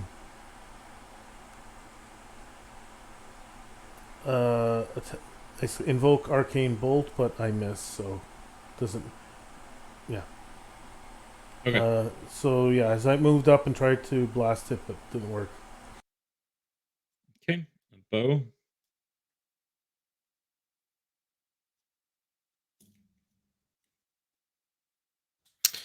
I am going to test body, and Bo is going to. That's an 8 under 14. Bo is going to stand up. Well, let me ask this before I do that, because I should have asked this first. When I cast shield, if I succeed on a body test, I gain 1d8 plus 2 temporary hit points. Mm-hmm. How long do those temporary hit points last? A moment. I'd say they would last.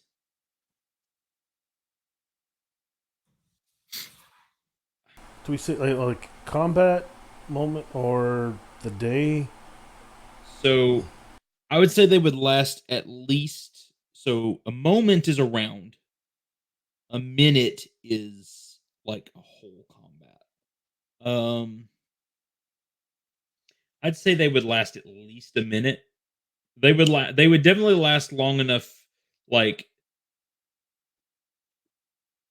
they would, assuming you didn't lose them, they would last long enough to probably get you to where you could get your own HP back. Basically, I moved up. I said, "Don't worry, just finish it off. I got you." Well, that's kind of why I asked, because we only have one enemy left. So, Yeah. I can attack it and try to finish it off.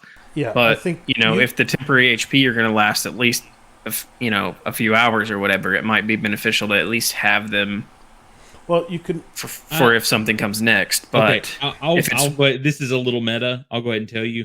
After we're done with this, there's going to be a decent large span of time pass. Gotcha. Don't worry. Okay. As I said, he can take a hit for you, and that's what he'll do. That's why he moves closer. Yeah. So All right, if you don't take it out, you will probably be okay. All right. I will use my my blade again. That's a 6 under 14. Okay. For 5 damage. Yeah, you take it out. There you go. That's so fair. You had the two attacks to try to take it out, and if you did get hit, I had the protective bond. I still have 10 hit points. So okay. Yeah, this one, and the ruins are clear for you to sort of head in. well, you know what? I'm a little tired. I think maybe we can take a break out of character and take a break in character. Hey, Or what? There's a natural break coming up. Oh, okay. No Yeah. problem. We'll go to... So, yeah, in here, I'll...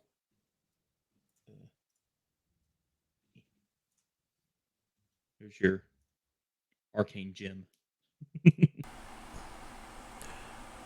All right. Bo, as the last one drops, Bo's just gonna look over at Twinkle Toes and then kind of glance back over towards the woods where Jack was before, but Bo doesn't really know if he's still there. Just like breathing heavily, standing up from that one knee, just bloodied.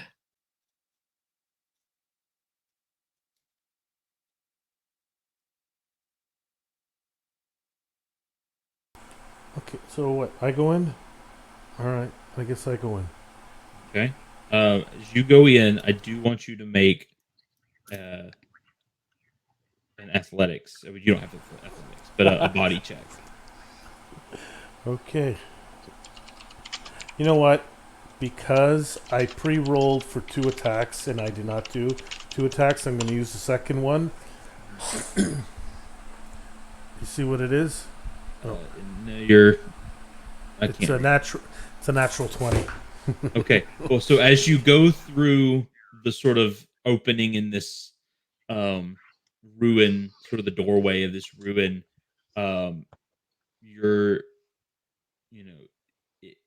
it's kind of unstable, and there's a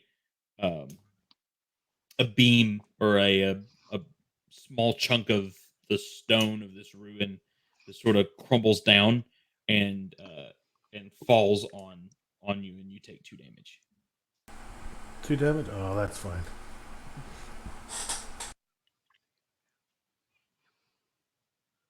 Yeah, and then the gem is there waiting. Yeah, Twinkle Toes picks it up. He's not very situationally aware of things. He just, oh, that's what we need. He walked in and is grabbing it. He's smart, okay, but he's not very wise, we'll say. And just as you sort of grab it, over here, sort of an invisibility field sort of falls, and standing there is Dwynen Glintleaf, your camp counselor, and he says, "Guys, you did a pretty good job with the Shamblers this time, but Twinkle Toes, you've got to be more careful going into the ruins. What if there had been some crazy trap set on these ruins? You have to be more careful.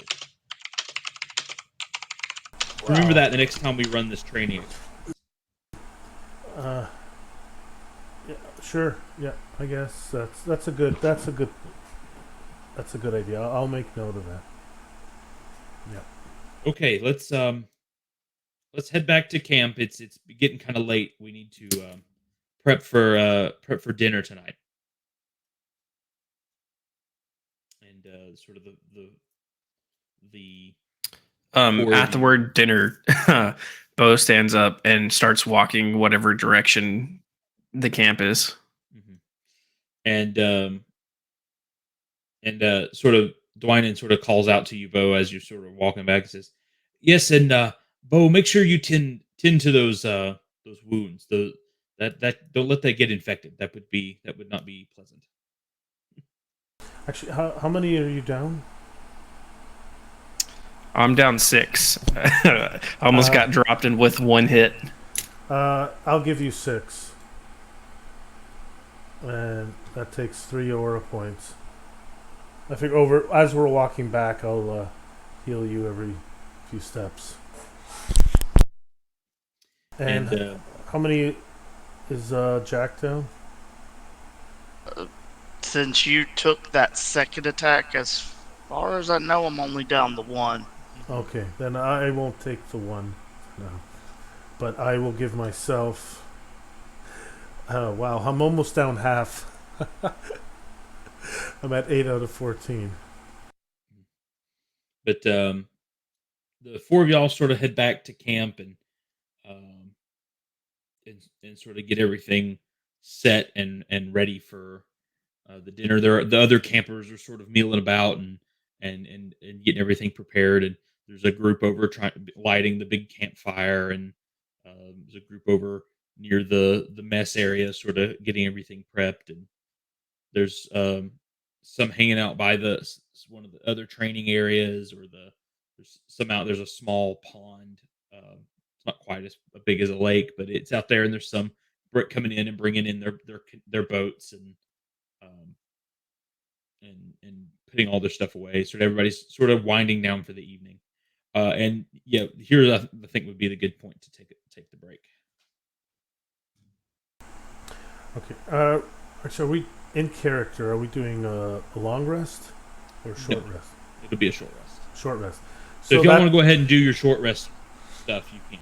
While we're basically, short rest will maximize your aura points. That's why I used them all. Your hit points do not go up, but you could roll a hit dice. But to be honest, I don't know. I don't think it's worth it for 1 hit point, even though you are have the lowest amount of hit points,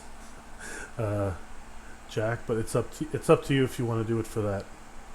Unless there's someone in camp officially that will tend to his wound. I mean, there could be either way. Even if he rolled the hit die, he's not going to really get another chance to use the hit die. Oh, that's true. Yeah, if this is ongoing, I wouldn't use it, but yeah. So you can roll your 1 hit die, so yeah, to get the 1 hit point back. But basically, I don't know if anyone used any aura points. I think I was the only one. But yeah, that's anything initial. The 2 of you want to say how was the system feel? Because I know Nathan, you've played other black hacks like Mecha Hack, actually, or maybe only Mecha Hack. I guess Nathan, what do you think of the changes for this type of setting? What do you so far? So I haven't actually played vanilla Mecha Hack yet. I've played Jeremy Lilly's Halo Hack, I think that's what he called it, and I've played Nate's Mechadome Mecha Hack, which is kind of Mecha Hack with some extra rules to make it PvP friendly. I really like this style system. Like, while y'all were going over the intro stuff, I made most of my character. Like, there was a few adjustments I had to make because I did a couple of things wrong, but like, it took me 10-15 minutes to make a character. I mean, Obviously, if you add more options, that's gonna go up a little bit. Simply deciding what options to use. Right. But as of right now, I like the fact that I can throw something together. If the plan falls through or if an impromptu game comes up, it's pretty easy to throw something together and teach people how to make this character really quickly. I like that about it. I think it takes more time to come up with the character than it does to make it. Especially if you start adding in more options. The only thing that I have like not sure how I feel about is the fact that I almost got one-shotted, but again, it's level 1 characters, and that's kind of how the die rolls. Like, you can be one-shotted in D&D at level 1 by certain monsters. And I could have used my aura points to lower that if I wanted to, which, if I got hit again, I would.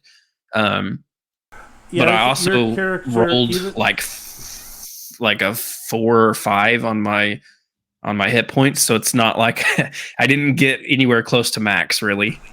Yeah, I got lucky. I have D10 plus 4 starting hit points, and I rolled maximum, which fits the type. The Thaumaturge is about that, so I'm glad I had the extra hit points.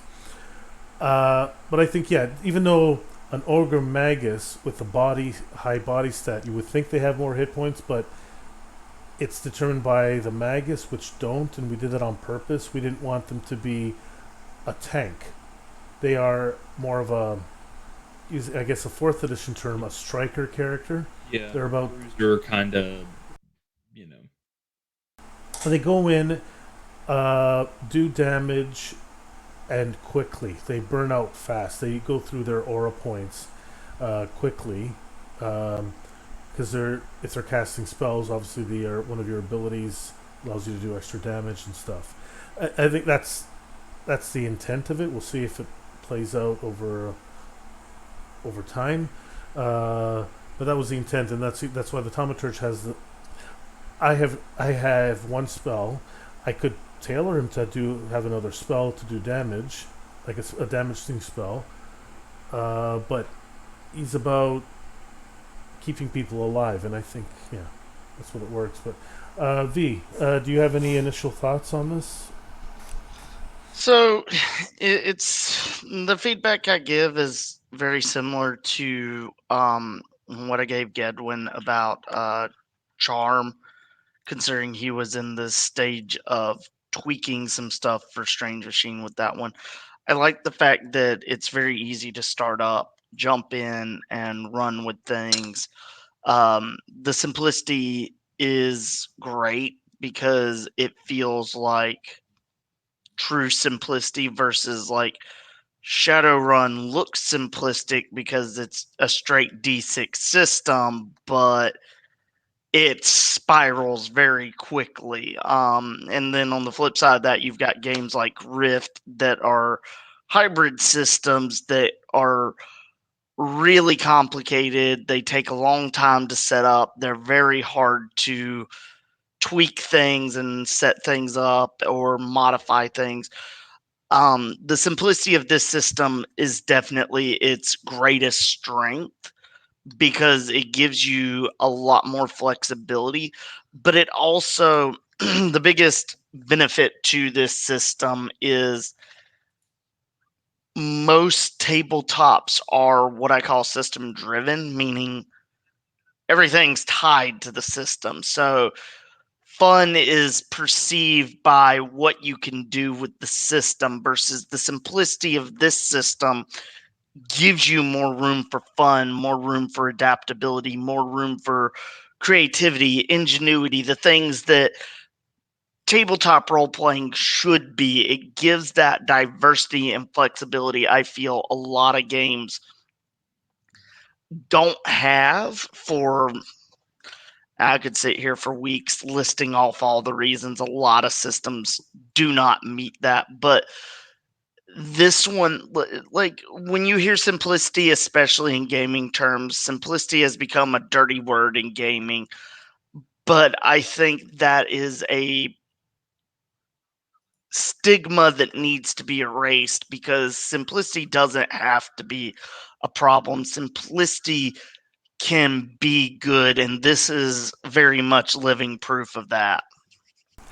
Which, on a side note, that's what I hope, and I think that they're doing with one D&D. They've said, I think they've said, well, the mechanics, the base mechanics are simple now, and there's not a lot to do with it. But that's why they're not going with a new version of it. They're keeping the same version, just changing a few things, maybe to simplify it a bit and some stuff, but to create more of a modular. So you want to add on this type of thing, which is a little different than what. But the base mechanics are the same, and I've played a lot of modified D&D.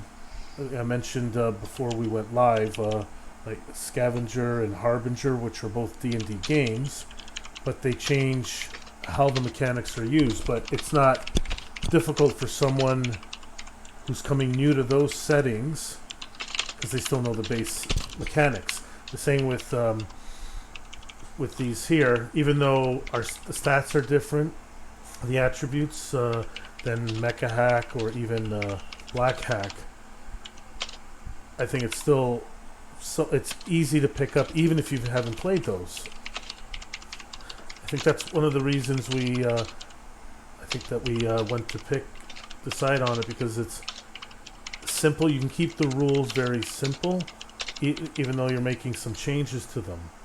So without having to say, oh, well, you need to buy the Black Hack, and then you can add on our game to it. Right. Is there anything you wanted to add at this point, DJ? Not right now. I think we're doing good. I've got one more major thing lined up, which we can do when we come back from the break. We can just take a quick bio break, and we'll be back in maybe 10 minutes. Yeah, about 10 minutes. So 3 after the top of the hour. And let me see, does this work? Here we go. There, that's a little better. See, I have a nice little banner ticker going. tape. See, this one's a little bigger, but oh well. Whatever works. And it covers you up, so I don't think that's, well, It doesn't matter since I don't have a camera. Yeah. But there we go. So yeah, thanks anyone who's watching this now, or will watch it again, watch it in the future, I guess. And yeah, support Black Hack, support Mage Hack, and yeah, thanks. And yeah, we'll be right back. Since it's a little bit, we'll go 4 after. Or 5 after. Let's just do 5 after. There we go. Okay. Okay. Let's see. All right. Well, since I can't mute everyone, yeah, we'll see you back soon.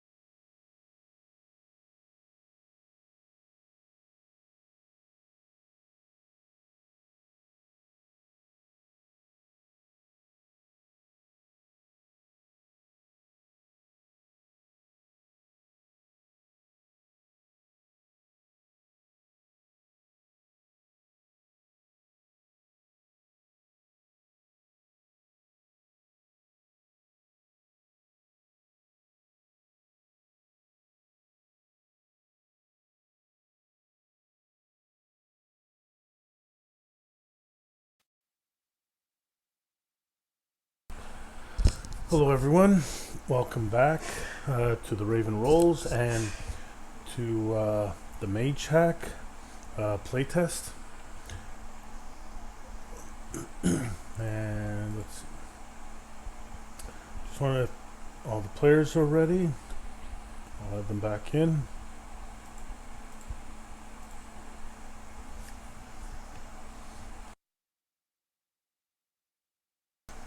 All right, DJ. So your game. Okay, so all the campers here at Camp Arcanus, like I said, when we left for the break, we're all prepping for dinner, and like summer camps are, it's dinner's sort of a big ordeal. Everybody comes around, and uh, everybody kind of cooks together and sits around the fire and talks about their day, and I'm sure there's probably music and things. So I wanted to give this opportunity for the players if they would like to do any sort of. I know this is a one shot, but who knows? Any sort of small role play, um, storytelling, tell about your character, and discuss um, stuff about the training and things like that. Give y'all a chance to do that here while you guys are eating dinner.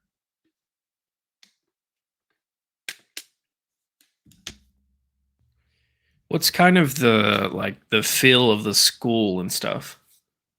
It's very there's a lot of camaraderie. It's very together. Like, um, I don't know how familiar with the Percy Jackson story and world that you are, but this was very inspired by sort of Camp Half Blood, the sort of life there. It was very, like I said, it functions a lot like a normal summer camp, but with combat training and you know, the more mystical side of things thrown in. I Okay, mean, I'm I sure just there are didn't know. rivalries, but I'm sure there are rivalries, and not everybody gets along necessarily, but for the most part, it's a pleasant environment.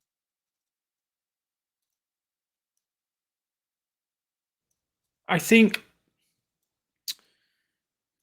I think that Bo is he's not a smart man, but I think he enjoys food, so he might be actually helping with some of the preparations of the food. Maybe like maybe not actually like supervising cooking or anything, but you know, fetching ingredients or chopping ingredients or you know something like that.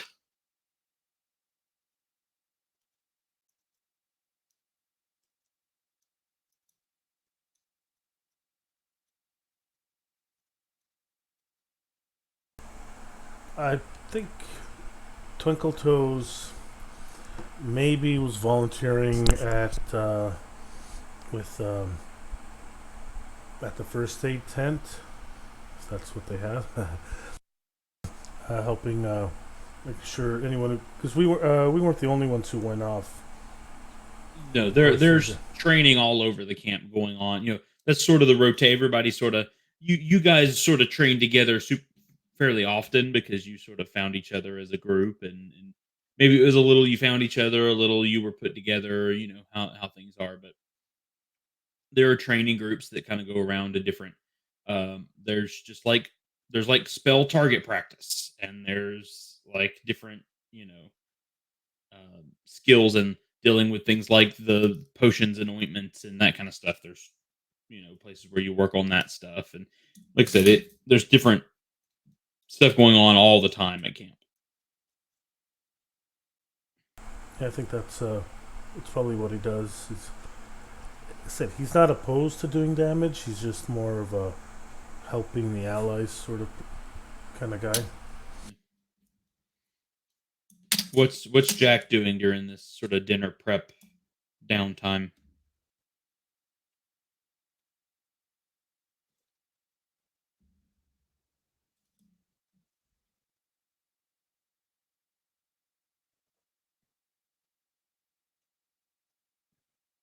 V, if you are talking, you're muted. There you go. Yeah, it's an automatic feature. This thing. I don't really do much in my downtime. I designed my character as a drifter. Just kind of lucks into things and finds them interesting and goes along for the ride. And I'm sure there's a, that people come to Camp Arcanus from all yeah. over sort of this area. I'm sure this isn't the only um, magic camp in the even in the States. This just happens to be the one that you guys ended up at. Maybe it's the one in the closest one in y'all's area. And so I'm sure there are a lot of people that sort of just needed somewhere to go to protect themselves and learn their ways and figure themselves out, and that's sort of where you ended up. And the camp has no quality. The camp's biggest thing is, as long as you're not actively being a detriment to the camp, then you're definitely welcome to be here and to learn. So as sort of dinner is finished being prepared and everybody's wounds are tended to, and the fire is it's definitely getting darker, and the fire sort of kicks up, and it really does sort of feel like everybody's settling in for the night, sitting around the fire and eating their meal. And like I said, there's a group singing and everybody's laughing and having fun. And the counselors are there, and they have their sort of their own little group where they sit and discuss how all the training went that day. And everybody's sitting around, and all of a sudden, a the camp has a set of these arcane alarms that all sort of go off at once, and all the campers start kind of frantically looking around like, we don't know what to do. And the counselors, like, they look at each other and all of a sudden, and they start they get everybody sort of calmed back down, and they start sending people different places. And Dwynan looks to you guys and says, guys, I need you to head to the south gate of the camp. Just to keep a watch out. If you notice anything, you guys have been training very well, and I trust you guys. It's our job right now to protect this camp.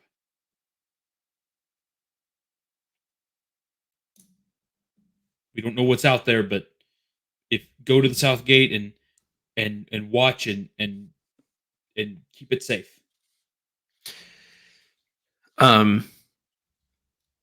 Bo drops whatever utensils he's using for whatever food he's helping prepare, or if he's halfway into a bowl of some kind of stew or soup or whatever, it just goes to the ground, and he stands up, looks towards Jack and Twinkle Toes, and why are you hesitating? Let's go. Like, whether they were hesitating or not, he just automatically assumes because he's the first one up, they're hesitating. Yeah, Twinkle Toes follows along, keeps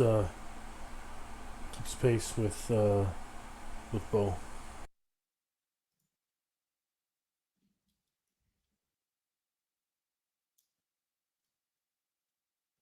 Okay, as the three of you sort of head towards the running through the camp towards the south gate, you get to the gate, and see, can you show my screen share? I found a grid. This is the gate, and sort of this is the wall of the camp. So, where would you guys kind of like to be stationed around the gate? How would you guys like to be stationed? What does it look like? I mean, have you Outside the gate seen? and just inside. Yeah, it's wooded, but not super heavy. I mean, there's sort of craggy um, areas. You know, sort of. It's kind of in a small valley, not a very large valley, but and I mean, I'm sure y'all have seen sort of that stereotypical like wooden like log cross gate that most camps have at their entrances and stuff. It has that, and it has sort of a small like it's not heavily fortified, but it's sort of a wooden gate with sort of like a small wooden fence wall that goes along the sides. Um, and there are sort of arcane braziers sort of throughout. So there is light. Like you guys, yeah, it's getting kind of dark, but you can still see fairly well. And there's some light trees and rocks and crags, but it's kind of a clearing out here because this sort of has a small trail that leads out towards probably towards the river to sort of help get back to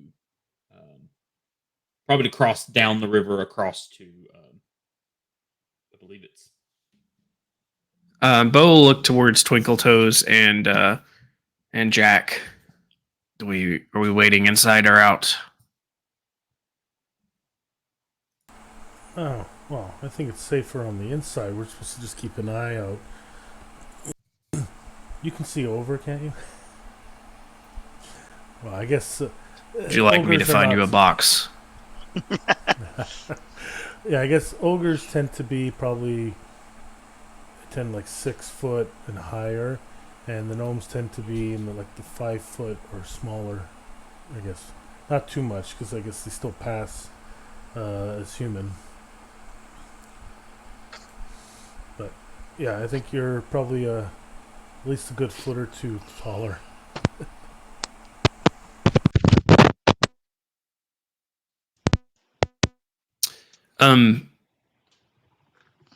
Bo is going to go then stand like inside the gate, but like in the middle of where you would come through the gate. like right here. Yeah, like inside the walls, but just kind of standing like cross-armed, legs spread a little bit, just staring out the gate there. Okay. I guess Jack would. Sorry. You're good. You're good. Go. I guess Jack would be kind of off to the side a little bit. Left or right? Either or.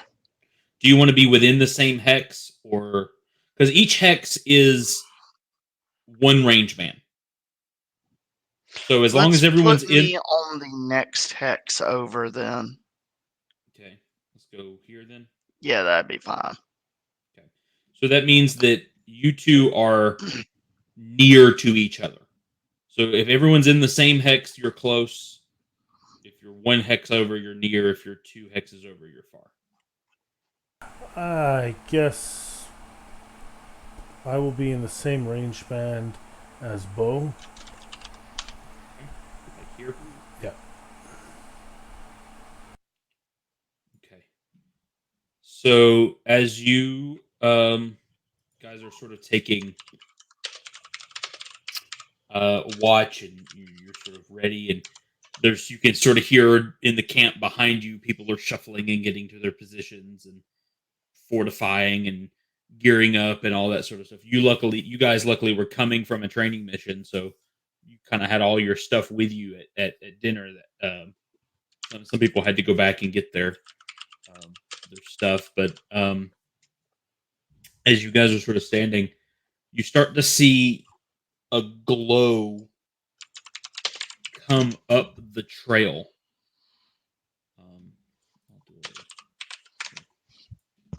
There's a trail that sort of leads up to the gate. Terrible paint drawing.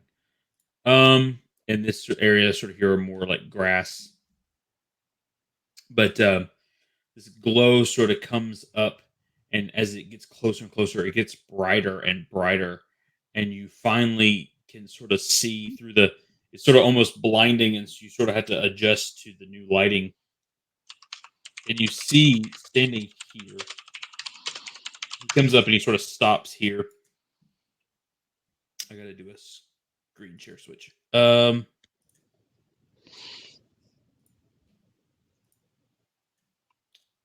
This is of course very exciting, but you see a man in sort of dark robes, and he is wielding fire, and that's part of the glow. And you sort of see him he's sort of wielding fire, and you notice as going around him, um, there are sort of surrounding him several these. They look like pumas, but they're made of flame and ash. And okay,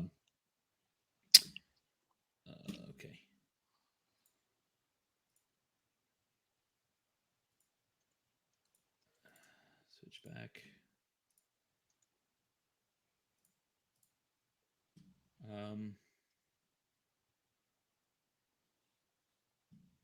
There, you know, as approaching, you notice that there are several of these, and then sort of as he sort of flourishes as he steps up, a fourth one sort of appears over here, and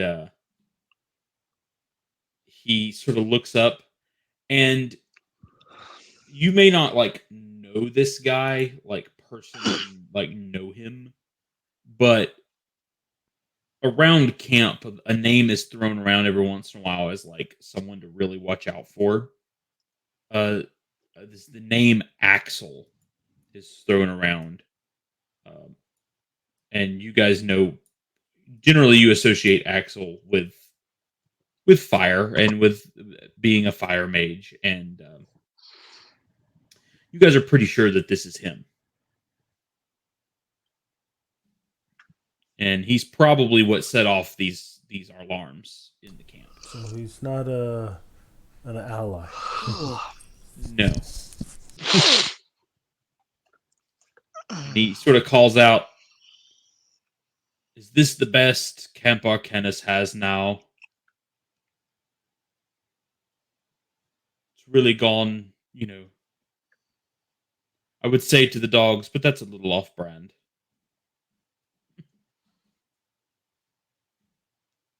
Wow.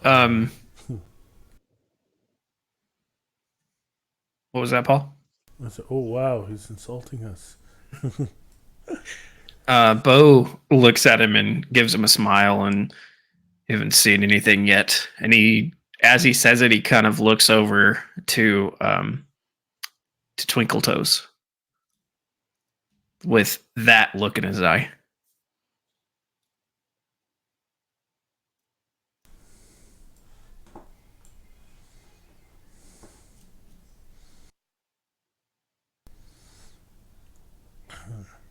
Now I'm really wishing we had message stones or something. I mean, we could just say that you do if you want to try to get a message back to camp, but I mean, according to Dwynan, you guys are on your own. I mean, you guys are here. That's why you were stationed here at this gate. Yeah, I think we can take care of that. So they have faith in us. I'm certain once Bo starts... I'm not saying this very loud. I'm saying as soon as Bo starts attacking, they'll know. They'll hear on the other side of camp.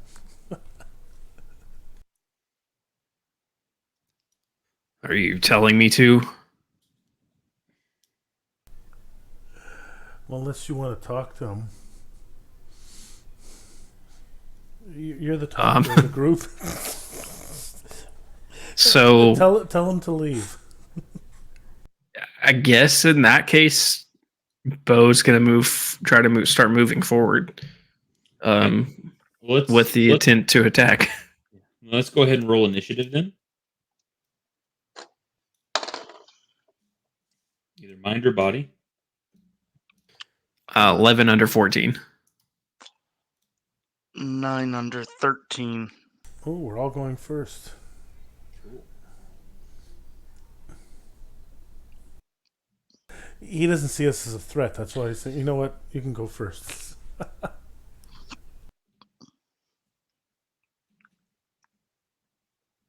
Okay. So who of y'all wants to make? I guess Oh. Bo's making the first move here. Actually, as he steps up, I pull out a scroll and I cast reflect damage on him. So let me test soul. Okay. 7 under. Okay, that's good. So the next time you successfully defend against an attack, you deal half that damage, half the damage you would have received back at the attacker. Awesome. And I guess you go ahead and take a second action.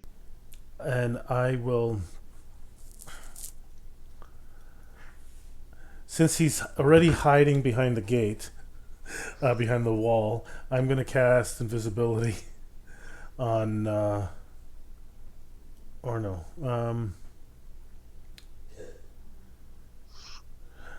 hold on, we're 2 range bands, so close, near, oh, we're far away from him, right? Currently, the two of you guys are far, and Jack is actually distant right now. Well, essentially, we're going to be moving at the same time. I'm moving after him, but I'll move with him, so I'll move up the 1 range band. Move out of the gate. Yes. Okay. So I realized I could have done this after, but it's fine. I did it before.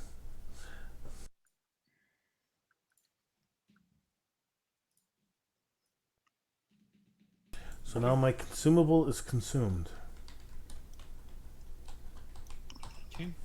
And I guess Bo, if you want to go ahead and Yeah, Bo's stepping forward a range band. And although this is probably not the smartest move to do, when he gets up within near range, he is going to pull this jar from his side and uncork it. And you see this little puff of smoke come out of it, and he kind of swirls it a little bit, and then he's going to launch it at Axel and throw his alchemist fire. Okay. Screw the words. Even though you're trained in presence, forget it. You're just going to actions speak louder than words.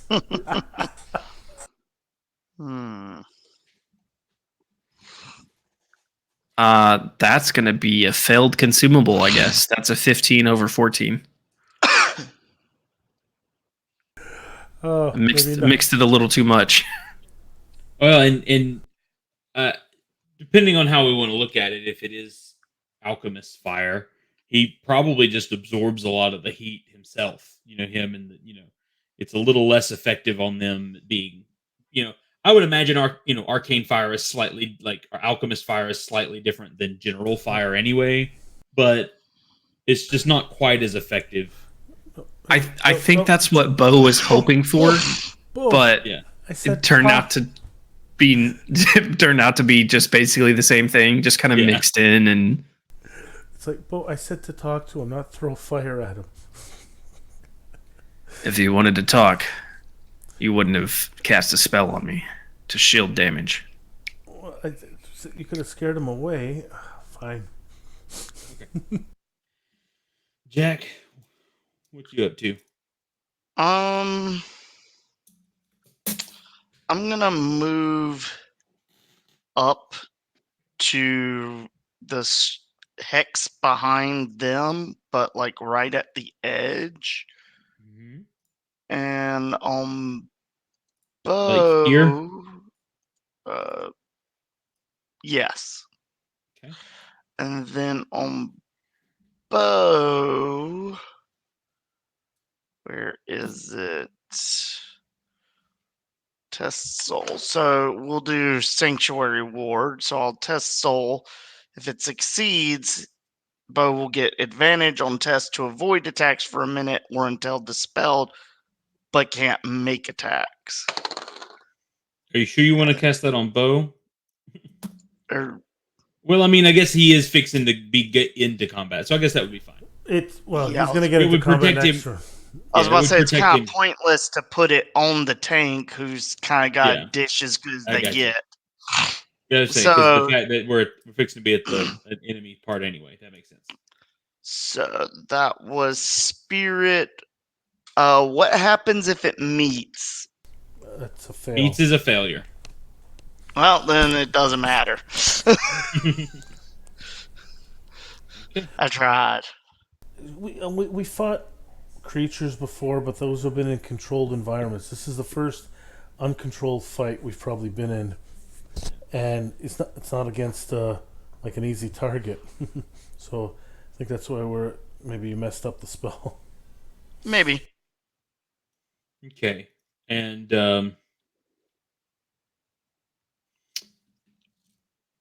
Axel kind of like, especially like from the like splash of the alchemist fire and everything, he sort of just like glances around and looks and like points with his hands to his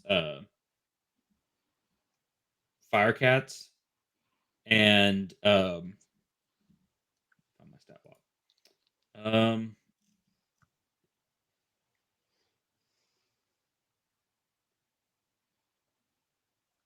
Okay. And then the two on the outsides are going to like this one's going to like open its mouth and like essentially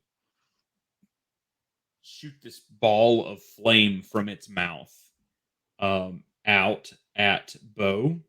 So I need a body test. And this one on the outside here is going to do the same to Twinkle Toes. So both of y'all give me a body roll.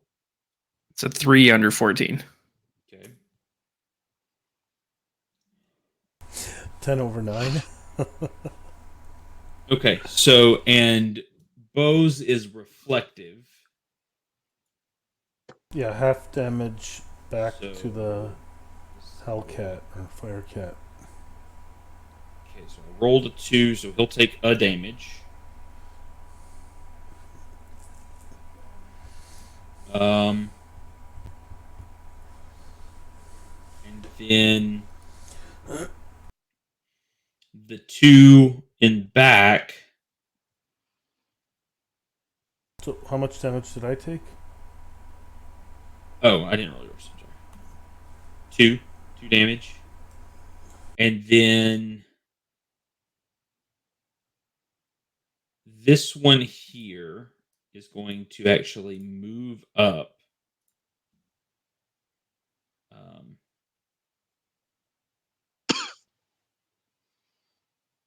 It's going to move up here, sort of in a pseudo protective way.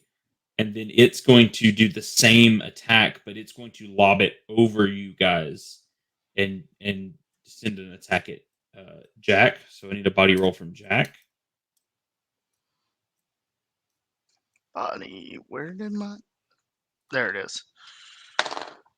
That is 5 under 10. Okay. So it sort of miscalculates and sort of either falls short or goes wide and it doesn't quite hit. This one here is going to sort of lean back and it looks like it's about to do another Spitfire attack, but instead it lets loose this roar and you can like just feel the heat radiate from this thing as it roars. And I need both Bo and Twinkle Toes to make a soul test.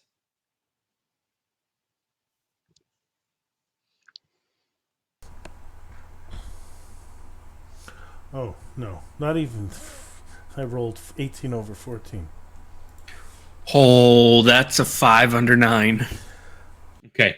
So, Twinkle Toes, you are going to take 2 more damage as this thing sort of like radiates this like heat, and it's also this mental, like it just bores into your being as it roars. And then Axel is going to let's see.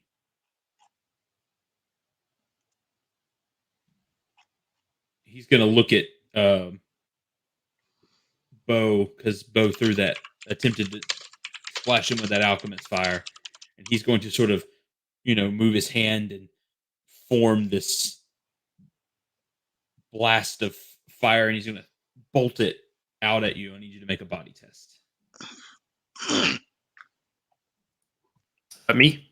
Yes. 9 under 14. Okay. And you're able to sort of use it, block it however you can, or dodge out of the way. And he doesn't seem too happy, but it's early. He's not. His confidence hasn't dropped too far yet.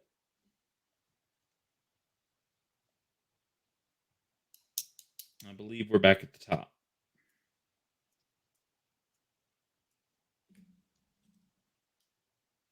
Okay, I'll go, and I will attempt to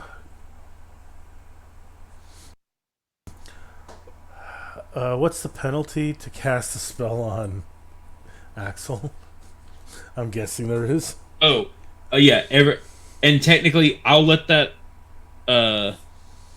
What did you roll on that? Nathan, what would your body roll on that? 9 under 14. Oh, you're good then. It is a +2 roll. Gotcha. Everything's +2 to him. So that means that my soul of 14 is equivalent of a 12. Then. Yes. All right. So I am going to attempt to cast a spell on him. You know what? Minus, add to it. It doesn't matter. I rolled a natural 20 on a fear roll. My God, I can't cast fear. All right. Twinkle Toes is just like rare. Yeah. All right. Let me. And Okay, see, I can re-roll a 20, and I've gotten an 18, a 19, and everything else. It's like, okay. All right. I'm going to cast. I'm going to attempt to cast it again. Fear on Axel. Did you roll your mana die on that? Yeah, I rolled a mana die. I got a 6. I got a 3 this time, so I successfully cast Fear on Axel.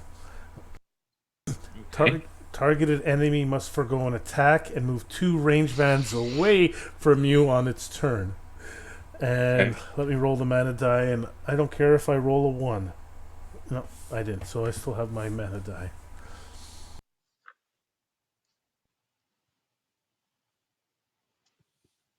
Okay. Oh, look who's a scaredy cat. Is it a cat? Never mind. Okay. You got Bo, Jack. Which one would you want to go?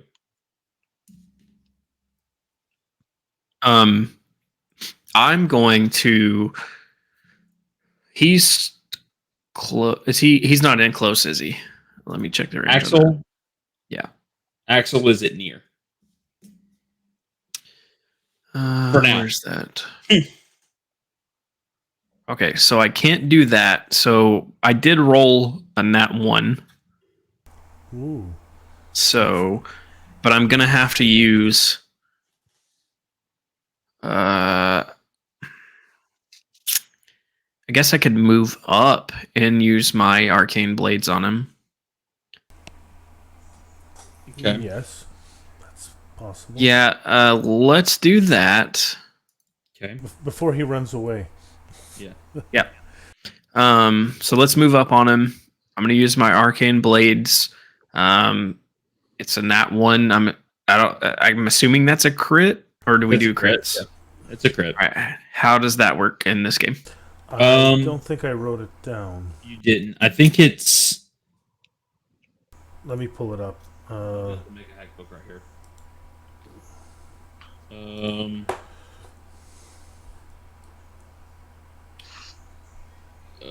double the damage rolled. Okay, if I use my reckless spell as well, will that be doubled? Okay, so if we're talking, so the Arcane Blades are not a spell. Okay, so you can't use it Yeah. with that. Okay, Right. all right. So then, obviously, I can't use that. So I'll just roll and double that. Now, okay, never mind. It's only for an attack. What I was reading. Never mind. That's a 7 on the D8, so 14. 14 damage. Nice. Yeah. Imagine he just, like, normally it's been these thorns coming off of, because he's been using the Arcane Tendrils and stuff like that. This time he just kind of puts his arm he does the Thor thing. He puts his arm to the side and like this blade comes out kind of out of his arm and he just walks up and just slashes this guy with it. And it sort of catches him off guard to see you sort of charge up and like slice at him, because I'm sure he's not.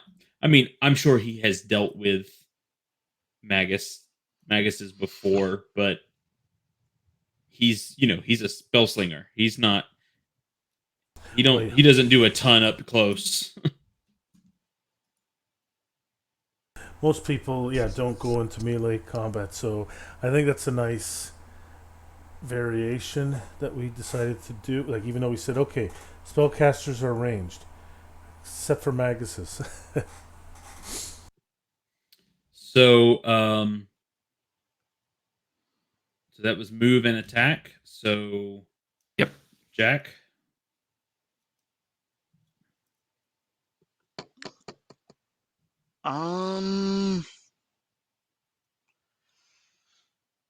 Might as well give us a little edge if he's gonna. Where'd my? Oh, I'll test spirit to summon a shambler. That is a 1. Oh, So- too bad you can't crit on that spell. No. Just summon 2 shamblers. Would that be what the crit would be? Double your shamblers. No, And that's a 9 on the mana. So I get the shambler summoned. We will summon it right beside Bow and Twinkle Toes. so like in We're this on- hex, Yeah, Yeah. like right between them to the right. or like here. No, no. where you originally Top- had it. Top right corner. Right there. Yeah. I gotcha. Okay. And what was it for that? And we'll test Soul again to try to let Bo dodge some attacks. Apparently that ain't happening. That's a 17. That spell does not like me. And what about your shambler? What's the burgundy dot? That's Axel. And the red one beside him? That's Bo. All the orange ones are the Firecats. Gotcha. I'll test body to take a bite out of Axel. We got to move closer first. Yeah, You're in a got to different move into range, which it can do. Yeah. Cool.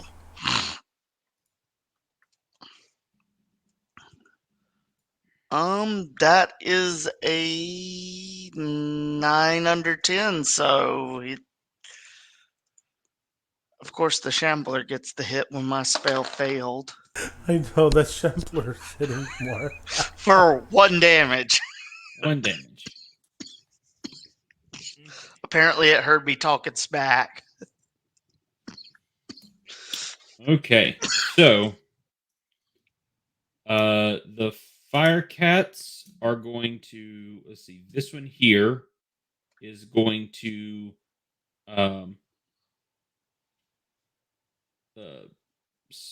let's see. Let's move first. Let's see. This guy is going to move into this hex. Oops, wrong color.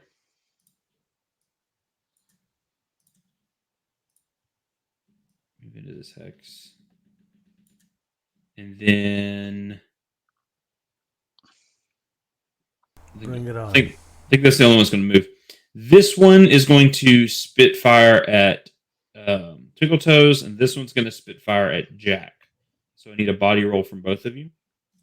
That is a 19, so that's yeah. Well, it's a good thing you don't roll a 20.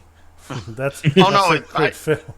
Yes, but I can re-roll. He can re-roll 20. 20s. Oh, right, yeah. That's a nice... But I have to take whatever the roll is. Well, it can't be worse than a 20. It can be a 20, I mean, but the it can't be worse. IT's still bad. Yeah. Okay. So 2 fails. 2 fails. Okay. So Jack takes 3 damage, and Twinkle Toes takes 1 damage. And because you're not next to me, I can't take that damage for you.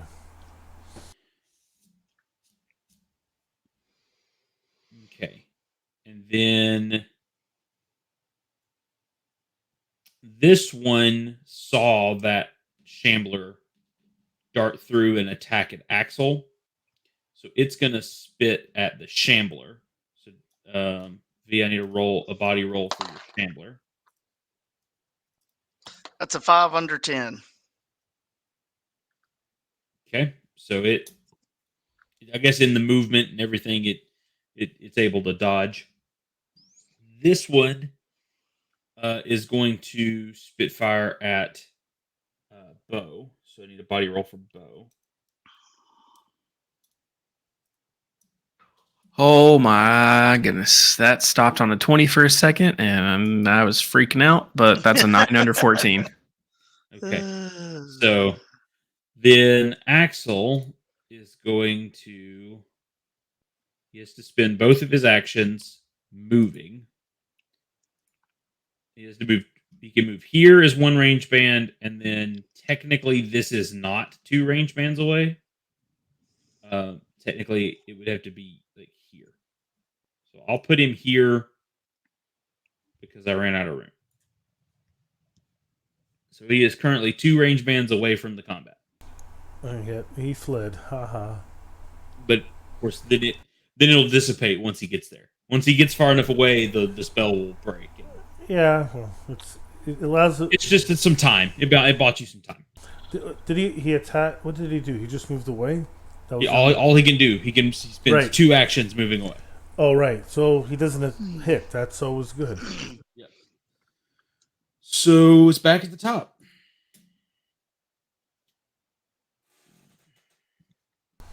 Okay, I guess I'll go. I will...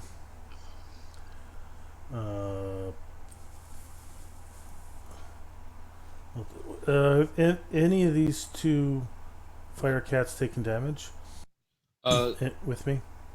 The one on the right has taken like 1 damage. It's like barely, but it's one right in front of you hasn't taken any damage. And the one in front of Bo, is that taking damage? No, the only one that's actually taken damage, only Firecat's taken damage, is the one on your left. I mean, the one on your right. Oh. Okay, you know what? I think the 2 of them can take care of that one. I am going to...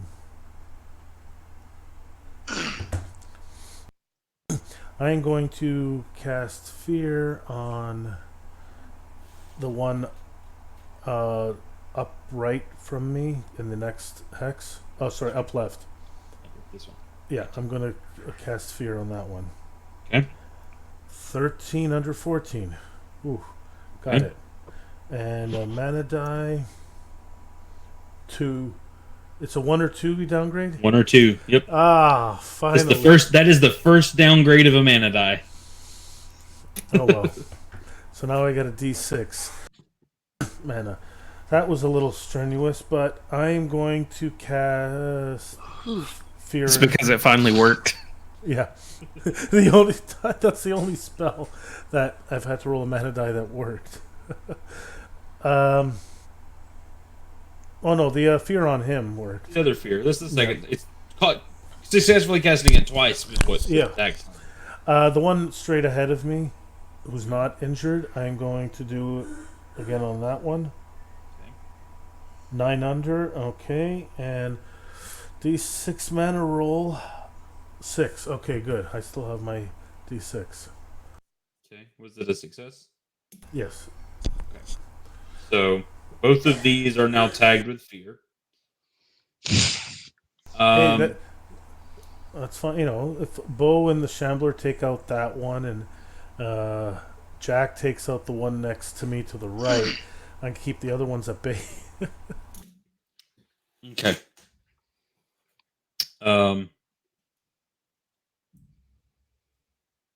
Who's next? Bo is going to look at Twinkle Toes and shout, Axel or Fluma. One in front of you. All right. Then he is going to turn and try to slice this cat in front of him. Okay.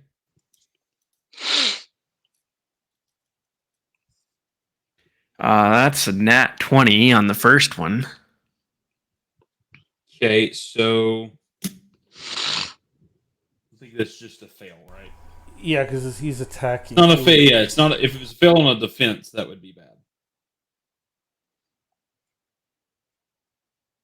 And a 2 on the second. Oh, almost a crit. Okay, so Max damage 8. 8. You slice through that thing, and it sort of smolders out as it sort of the magic sort of fades back into the world. Okay, And that's my turn. Jack, you're up.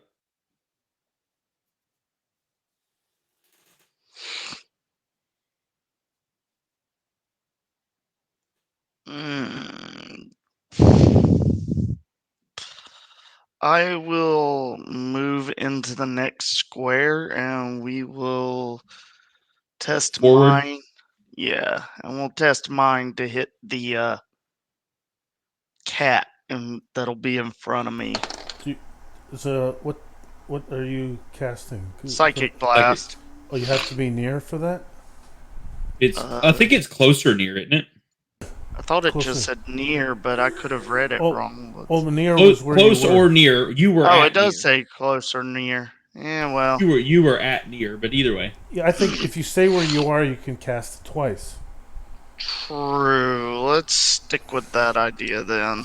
Okay. Yeah, it's yes, I can protect you, but at the same time, don't. Yeah.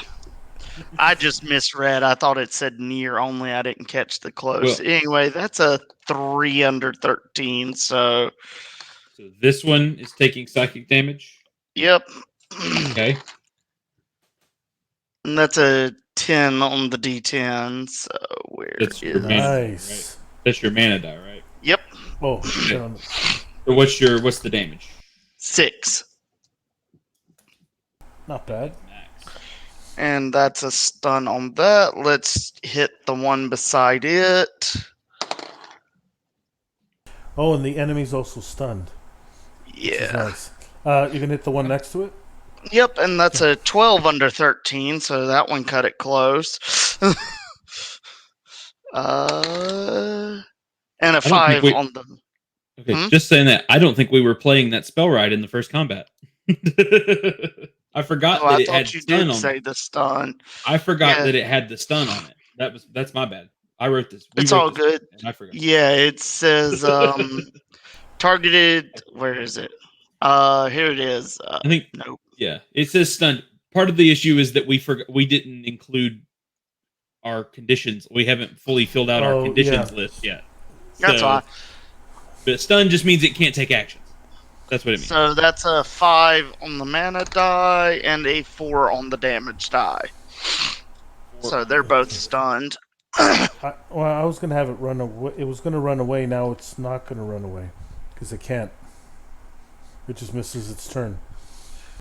Just smack it with a big stick. Okay, so because stunned technically, when you damage an enemy with this, basically, if you do, the enemy loses its next turn. Is what we thought we were gonna do with stun. We'll need to figure that out. How those. Well, okay. You know what? We can say stunned is not unable to move. It just can't attack. If we want to allow both. True, that's how most tabletops handle it, because you have incapacitated, which means you can't move or do attack. anything, and then you have stun, which is can't attack. Okay, we'll have it be you can't take attack actions. So it will, which it really wouldn't have done anyway, but the damage is nice either way. True. So it will still spend its next turn moving. And then you have your Shambler. Another bite at Axel. That Axel, failed. Axel's not there anymore.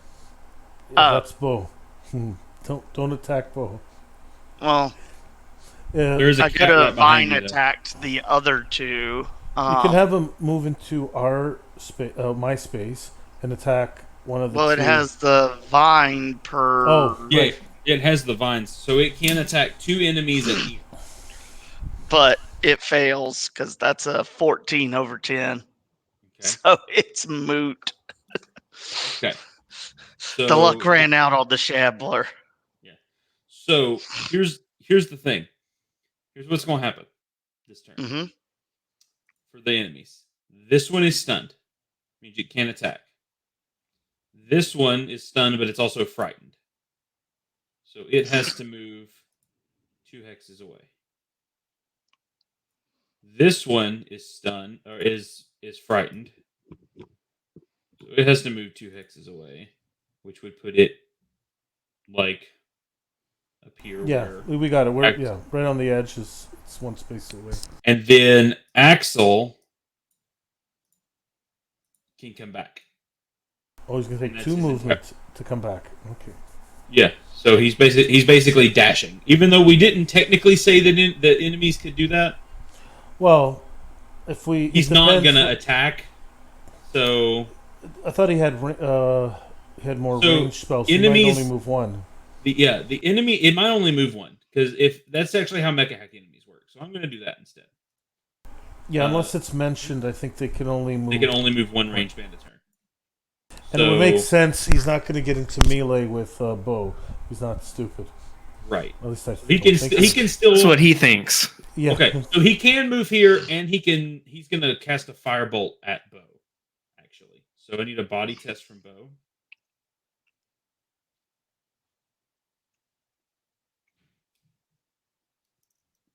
$16 over 14.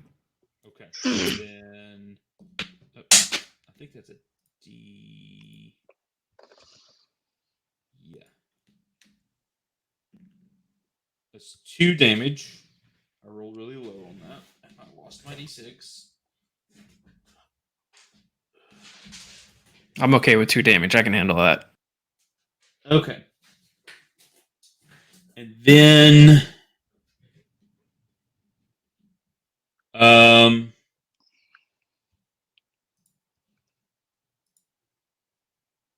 I think that's the entire enemy's turn. So we're back at the top. Bo, move back.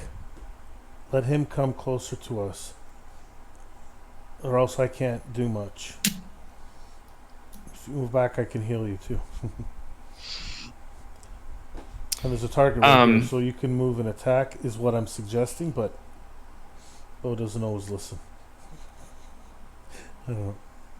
I'm going to use my my new D2 that I have and find out if he listens to you or not. He's going to step back into the hex where you are. And that puts me... Yeah, you can. It puts me far from Axel, right? 2 bands, yeah. But he's probably gonna, unless he has a far spell, he'll have to move up 1. Oh shoot! That firebolt is near far. Oh, okay. Well, it's up to you. You can move up and get him, or you come back and finish this one off. So it doesn't matter. Bo's gonna take a step back and move over there. He's looking at this puma thing as he moves that direction, and then as he kind of gets in close with it, he pivots on his heel and throws his hand towards Axel.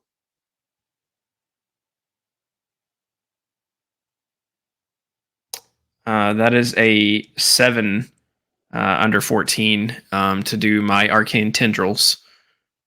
Okay, which hex do you want to pull him into? I guess the one above us. Okay. Oh, Where I the forgot about that. where the Like, thing is. Oh, you could have pulled them into your. Well, yeah, I think this is good. This works. I'm going to spend an AP point to add a D8 to that damage. Okay, so it'll be a D4 and a D8. That's going to be 8 total damage. Powered up Arcane Tendrils. That's a good move. Ooh, the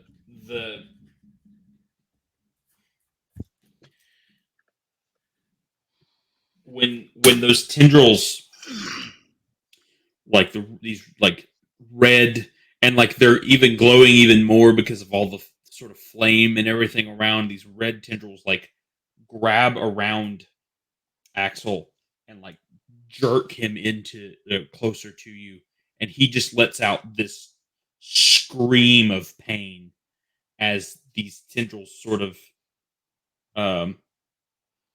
dig in to him, and he, like, as he lands, as sort of the tendrils sort of let go, he sort of drops to the ground a little, and you could even see these fire cats even like dim for a second.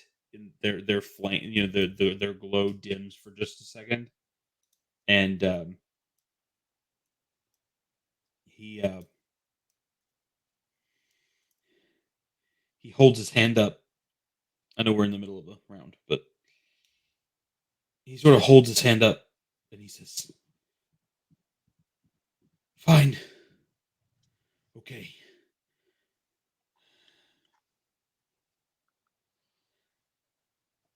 Let just here." And he like sticks his hands out, and you could tell it pains him physically to do this, but he takes his hands out, and all of the fire cats around sort of smolder and fade out.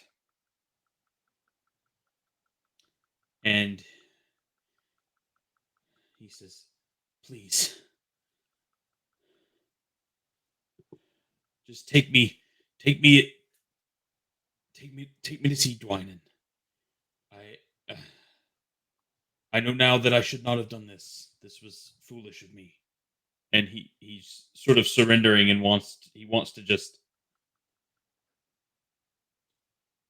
he doesn't want this to be it, and he knows that now that he shouldn't have messed with this camp. Not now. Seeing as he's like Bo's the closest, he's just gonna turn and look to Twinkle Toes, because I know it's a range ban out, but it's Bo's the closest to Axel at this moment.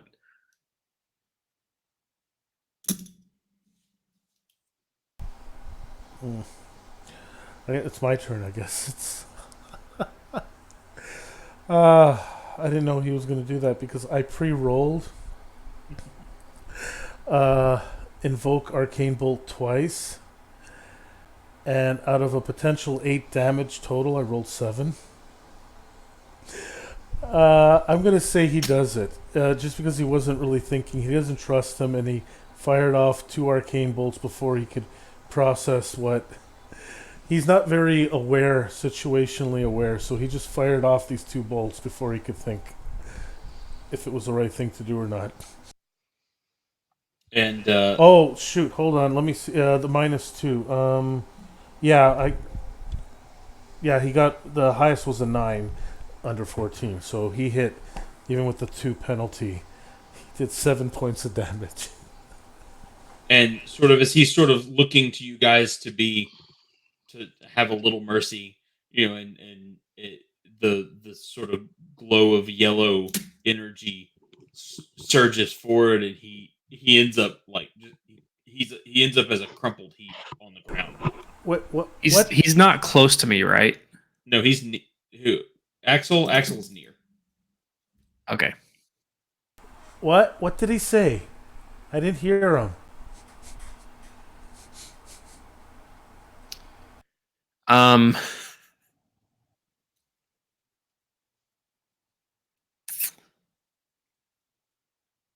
Nothing important.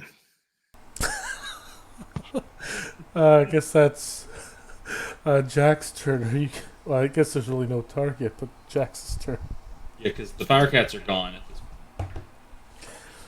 Yeah, I guess there's nothing I can really do then.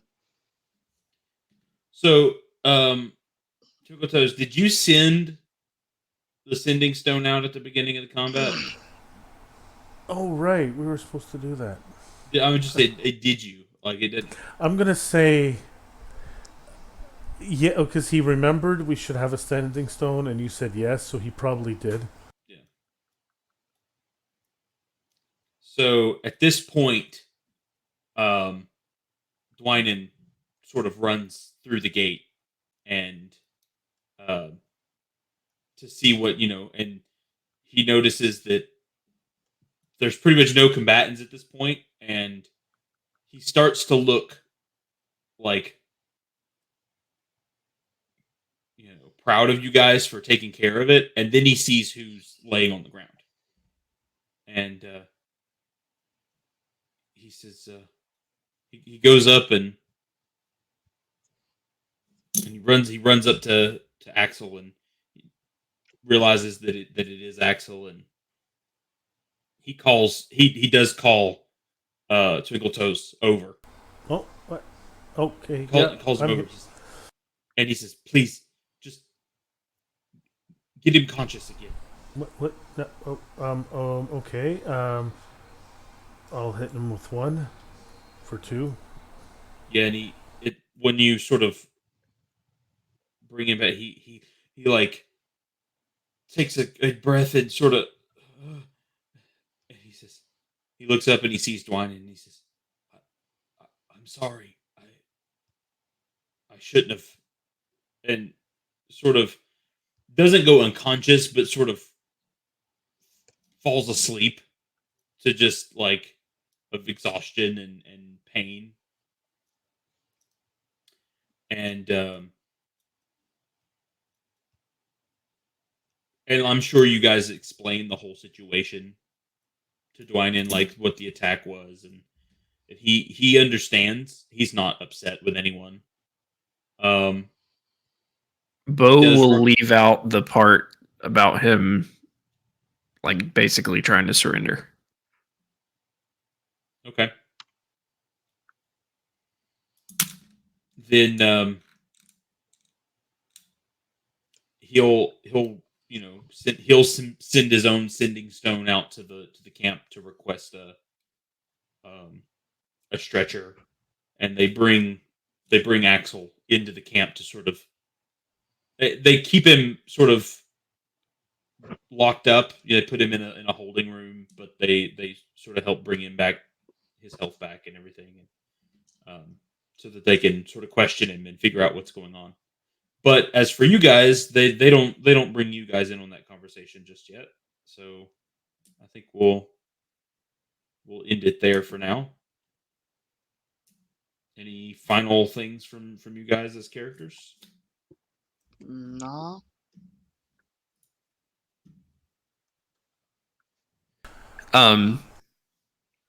Bo looks at Twinkle Toes and says, You may be smart, but you need to be slower on the trigger."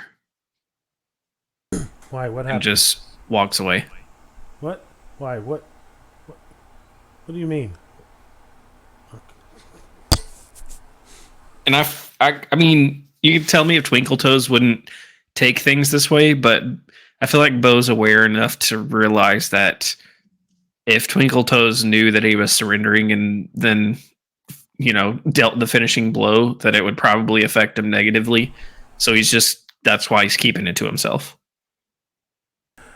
Yeah, he's he's not the kind to look for combat, but in a life or death situation, he will choose the life of his allies. And yeah, he didn't quite hear that, I guess.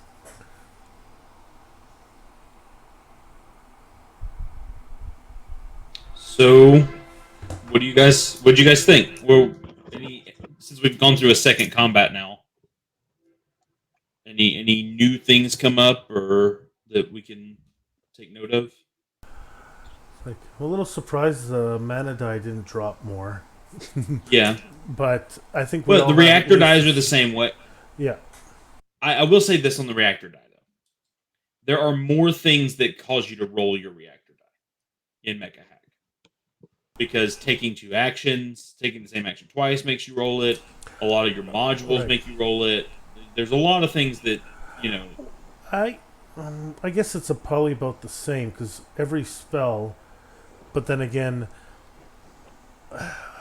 not everyone was casting spells. Obviously, Bo was fighting with the swords more often. And you look at it this way: he wasn't casting a lot of spells, which means that really his mana die didn't matter because that's all his mana die is for.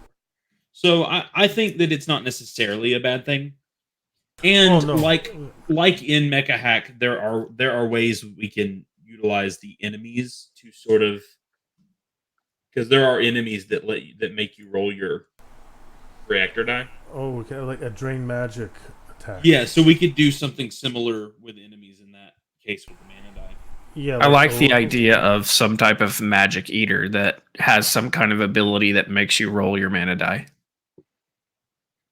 And as it even like at a higher tier, it could even, instead of making you roll your mana die, it could force you to downgrade your mana die. Or something like that. There could be. The thing about Bo's character, the thing about my character is I felt like I should be rolling a mana die for the Arcane Blades, but like you guys said, it's not a spell. And realistically, I have a D6, so it would take potentially 2 spells, and I could be out of magic and be useless if I had to use a mana die for the Arcane Blades. Right, I think we kept it low, but with the reckless spell, they tend to pick. Well, they don't have to, but they tend to pick, like a damaging spell, so they can do that extra, like the concussive force would be nice, or the Arcane Tendrils. That's not. It's good to do a little bit extra damage. And even if a Magus wanted to take that psychic blast that he was using, that would add a D8 to that damage as well. I think a gnome Magus taking psychic blast, and stuff like that would be a very potent character. That's why, and on the surface you think Ogre and Magus go together, which they do, but at the same time, I'm not playing the stereotypical thaumaturge. It's actually human is, but it doesn't matter because I say everyone. It's equal. Yeah. It's actually when because you picked Ogre Magus. Yeah, +1 you could put anywhere. You could have put it into mind, and gone with your secondary as mind if you wanted to. A gnome Magus could do the same thing. They get at least they get the +1 to mind, and they would have had +1 to body, and then they could have done whatever they wanted with the other +1. So there's a lot of flexibility with things. So we're not saying, Ogre, you have to be a Magus. But no, and I just went Magus because I know realistically the Ogre and Magus kind of match up. Like, yes. They work very well together, and I just kind of wanted to stress test that and find, see if that was too much, but I don't feel like it was. No. But you have the tough skin. Oh, I just realized. Did you put the wrong ability in? Oh, tough skin and is the same. Did I? What? Let me double check our notes. It's the same as Thaumaturge. It's Thaumaturge. That's what I was talking about earlier. If you went Ogre, Thaumaturge you have you just basically wasted an ability because you don't have. It's the same thing. I misunderstood you. Yeah. Okay, so we gave them the Okay. same ability. The protective bond and the tough skin are identical. I thought you meant they both had +1 body, and I go, no, Thaumaturge doesn't. Okay, What did we mean for that? That's because I thought we had fixed that. So what did we mean? because it's worded exactly. I think we copied it over, but we never replaced. Yeah. Okay, let's. Do you have a suggestion? Which one? Do you have a suggestion on another ability? Either for the ogre or for the Thaumaturge? Did you think of anything that would make sense? See, that's what I think playtesting's all about. see the thing is, I think that fits both, but like I was saying to Paul, I think it takes away for me. It takes away from me wanting to play an ogre Thaumaturge they're not because supposed to have the wastes same. that. Yeah. Yeah, They're not. They're not supposed to. I think the Thaumaturge, because I rolled well, I had 14 hit points. It makes sense for the Thaumaturge to have it, and we were thinking, what could the ogre have? We could Maybe give it because it's because it's body and body is athletic or presence. Maybe it has something to do with the athletic or presence. well, we didn't want to bring the skills into it. What do we think of adding a plus, since the gnome is a +1 or a point? How about the ogre having a +2 hit points? So an ogre Thaumaturge is handy, but then even an ogre Magus, an extra 2 hit points, is very good. I don't mind that. Well, I guess that's what playtesting is about. So maybe next time. Do you want to make it a static +2, or do we want to give it a D4? Well, we gave aura points are a little more important. Yeah, that's why we gave the 1. So I think D4 is not bad. Because then again, with maximum rolls, an ogre Thaumaturge could have 18 hit points at the beginning. And I see a lot of synergy like that too, even though they're designed to be more of a Magus. Well, you know what? Let's put 1d4. And then if it's too much, we can drop it. Yeah, because the static, Good. on average, a 2 is going to be rolled. What if one of the things in Mage Hack is like for the brawler is you crit on a 1 or a 2. What if the ogre crits on a 1 or a 2, since it does do the close up combat? We could do that. I'm just offering suggestions. So Yeah. I'll put both down, As options, yeah. and then we can decide next revamp.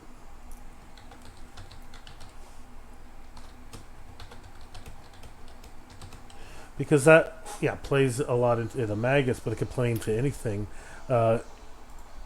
Because even the arcane bolt, you would crit.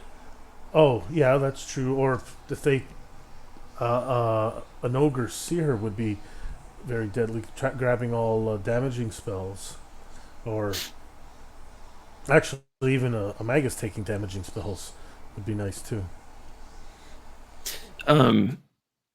Oh, so we have to address that. What if, let's say an ogre Magus gets a crit and can then add reckless spell on top of that as well? That would be, I guess they would crit. They wouldn't crit the reckless spell damage. We'd have to. We could, if we wanted to specify that, we could. It'll crit the base so crits affect base damage. Yeah, we just add that in the section that talks about critical. Right. We could. Because I think an extra critting the D8 as well. I guess in D&D crits affect sneak attacks and all extra damage too. So. In 5th edition, not in D&D 1, not in 1 D&D. Oh right. It's only weapon attack damage in 1D, at least as of the first playtest. Yeah, but for us with no weapons, we have to add it to spells because that's the damage thing. So we could decide, on that after. But for now, I think it's better not to do it. And I will say this: like we made these 12 spells to start with. I think we intend on by release to double the amount of spells.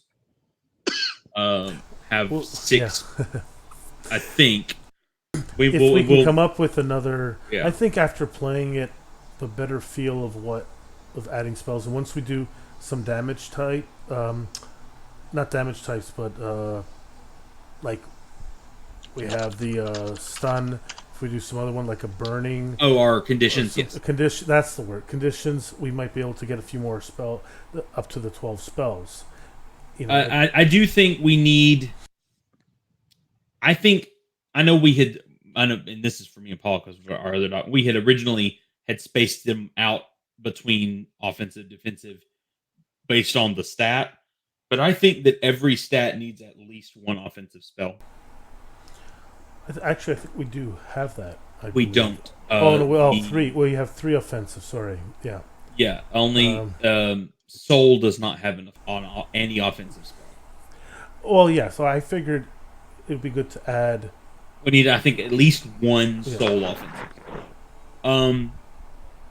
And then I think definitely Body needs at least one more, so it would be 3 offensive spells. And then maybe we can, me and you can discuss that later. When decide Spirit or Mind can get an additional. So 1, Spirit or Mind. Yeah, we can say Spirit gets an extra 1 or Mind does. Yeah, or we'll figure it out. Something else I was thinking too, and this may be just something that is left vague and left up to the game master or whatever, but in this combat here, seeing as I have at the moment, the ogre has that you can take damage for a close mage. When you're fighting an enemy mage in this situation, like when he tried to surrender, the reason why I asked if he was close is I was wondering if I would be able to step in and take that damage, because it does say a mage, and technically we're fighting a mage. I don't know if that would work that way, and I don't know if that's something you leave up to the game master to decide or what. But I think that's a thought. My thoughts on the way we were wording things was that mage was synonymous with alla. And that enemy would be the term for any. Now, at that point, you could then argue: is he an enemy anymore? It's up in the air.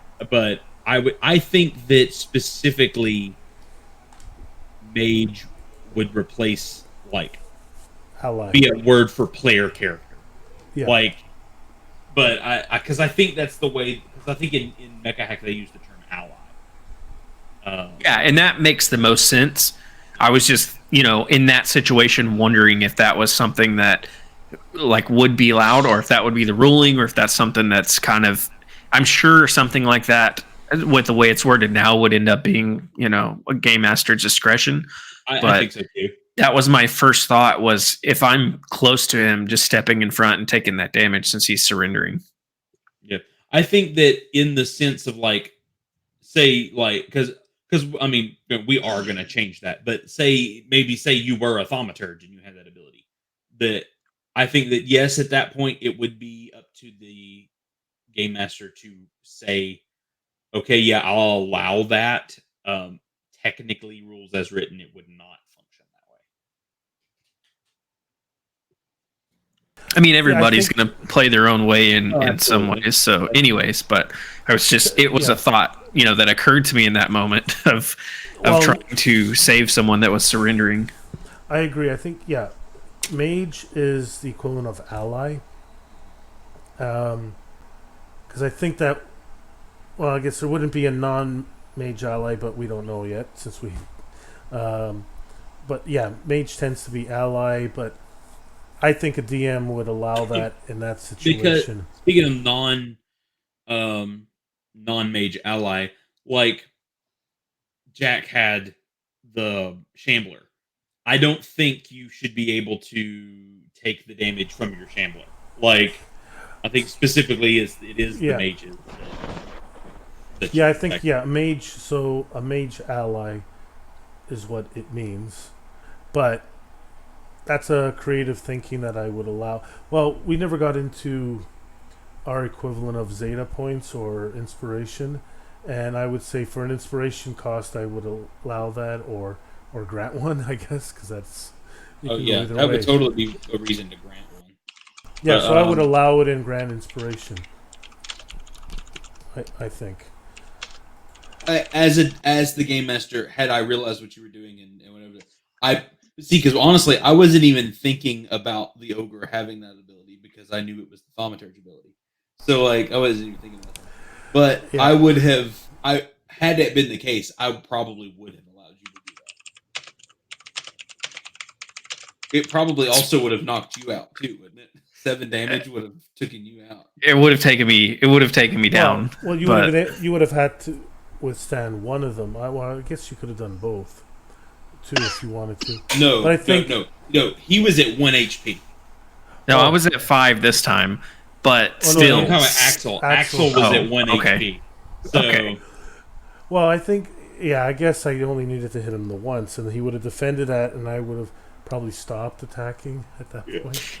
I mean, in reality, in that situation, I could use my aura points as well and absorb enough to not go down, but actually that would have been a nice thing to do. So what are your thoughts on aura points?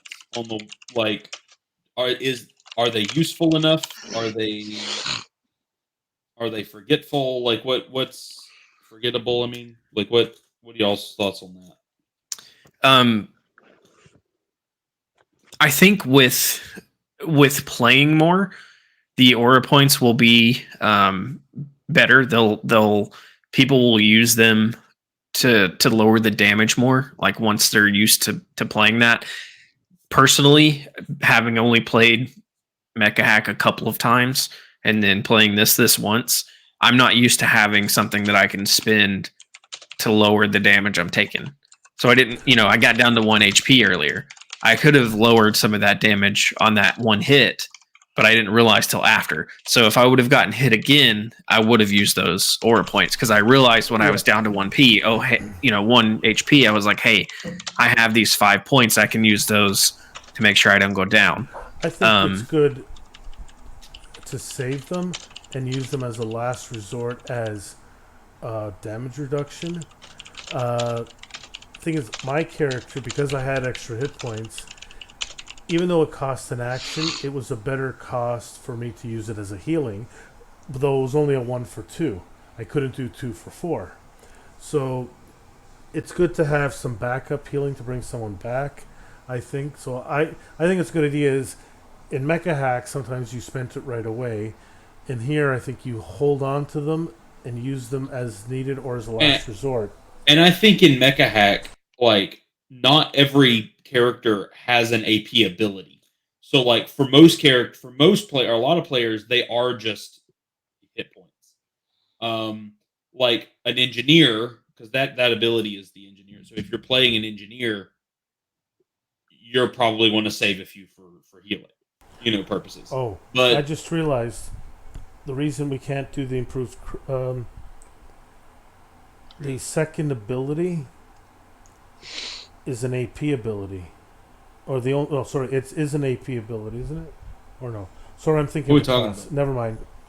Never mind. I'm wrong. We can use the improved crit for yeah. I like having the aura points. If you haven't used them, to be able to tap into them and boost specifically for the Ogre Magus, to be able to use that and add that D8, because that was kind of a heavy hitter. That having a D4 and a D8 there together added that extra damage. If you had rolled, honestly, like if you had rolled one more damage on that roll, you would have dropped it. If I would have had the concuss, I didn't use the shield. I'm glad I had it because I thought I was going to need it in the first combat. But if I would have had the concussive force, I could have, that'd be 2d8 using an aura point. So I think that's, as far as this class goes and background whatever goes, I think that is a great use for aura points. Yeah, I think the way you can play the Magus is don't take offensive spells if you're just going to be in combat melee all the time, and use the aura points for damage reduction. That's entirely a possible way, but I think I like even if you just take the Arcane Tendrils, it's nice. But yeah, you could take a better spell, or if you went Mind as your secondary, the Psychic Blast would be nice to bump that damage. There's a lot of ways of playing a Magus and stuff like. In Thaumaturge, I could have taken more attack spells, and saying, you know what, I'm not going to heal people as much. Actually, I think it was a little different with the fear. I had fear and invisibility. Never used invisibility, but and then I think V, you had which one again? But his AP ability the AP ability where is C possibilities. Grant advantage, yeah, which we never got to use either. That advantage to give an advantage on the next roll. That's also including a body roll. So if you occasionally putting it on like my character because I was failing the body rolls, or on your own. Can you put it on yourself? Yes, you can. I think. It just functions like it's literally just grant advantage. It's the help action is what it is. Yeah. So, for example, with the gnome getting an extra point, a gnome seer would use that a little more often, especially to balance out some of their lower stats. So, like, we knew these things were attacking with body. It'd be good to put it on at the end of combat, so when you do get hit, you have it, and if not, you can use it to do to get advantage on an attack roll. So, And then none of you. Go ahead. Didn't V try to use that? And What What was V- thing? yeah, didn't you try to put an advantage on something? No, it's Sanctuary Ward. yes. Okay, yeah, that's what it was. Okay, I was just wondering because I was like, why did we roll for that?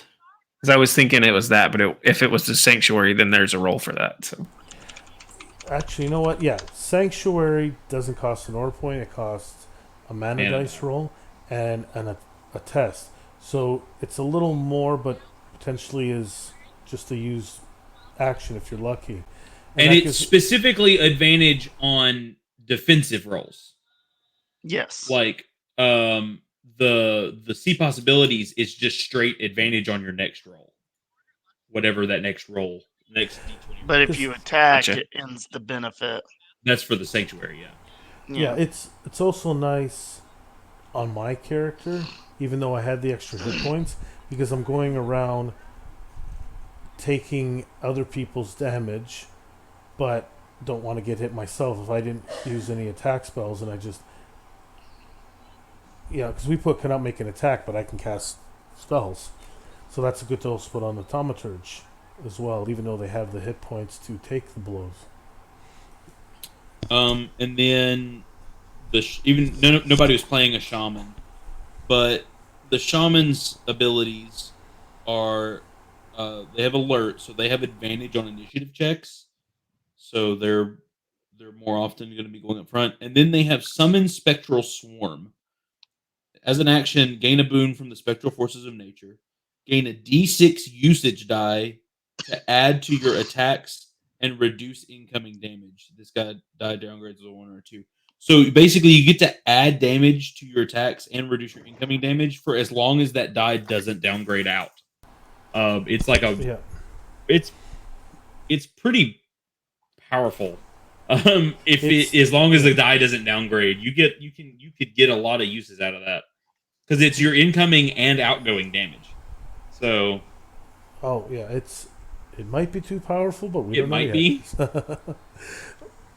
Because We might need to just start it at a D4. which means it'll, on average, it'll do. It should only do 50. On Yeah, average, it will one. it will grant you 2 actions. It will work Maybe. twice. On average. Yeah, and on a D6, it's supposed to work a few times, and then, maybe a few times, and then downgrade, and then you got at least one more after that. But as I said, yeah, I went with the Thaumaturge for a reason, but yeah, the Shaman would have been. It was a nice choice as well. It's too bad we didn't have 4 players, because that would have been an elf shaman, I guess. Oh, that's what Dwynen was. Dwynen was the elf shaman. So, Because the shamans, we basically made them a balance, because if you balance the nature, they have offensive, defensive, and a utility spell, but they're designed, they can do a bit of extra damage, take a bit of hits, so they can fill a bit of every role. That sort of so thing. the other thing about spells that we talked about is that we definitely want there to be, because there's not as many right now, and we were okay with that for the first playtest. We want there to be more like incidental, like non-combat style spells as well. We just knew that for our first playtest, we wanted to get as many spells that could be used in combat as possible. I think the closest to a non-combat spell we have is Ethereal Vision, but even then, it True Sight or whatever is pretty nice. Well, yeah, we went with. There's that one, which wouldn't have come into play now, but I'm thinking the which spell? Invisibility. We have to decide if that grants a hidden condition, and hidden in Mecha Hack gives you advantage on an attack roll. I think we left that out. I think it needs to function like the scouts. So it does grant hidden, which means you have advantage on your next attack. It become hidden, yeah. Well, that's the thing, is if you attack with it. That's not true. That's not how hidden works. Specifically with the scout, they have an ability called ambush that gives them advantage on attacks while hidden. So hidden just means you're hidden. So invisibility is hidden, not ambush. Okay. Here it is. You test your mobility to become hidden at discretion of GM. Typically, you will need sufficient cover to become hidden. You cannot be targeted by attacks while hidden, but become immediately visible if you make an attack or could no longer be hidden. So you could be hidden, like if you hide, but the scout has a cloaking field that grants itself to be hidden. So that probably needs to be one of our conditions, is hidden. I'd love to continue this, but I gotta bounce. I'm falling asleep at the keyboard. You're good? Y'all Thanks stay for playing. safe. No problem. It was fun.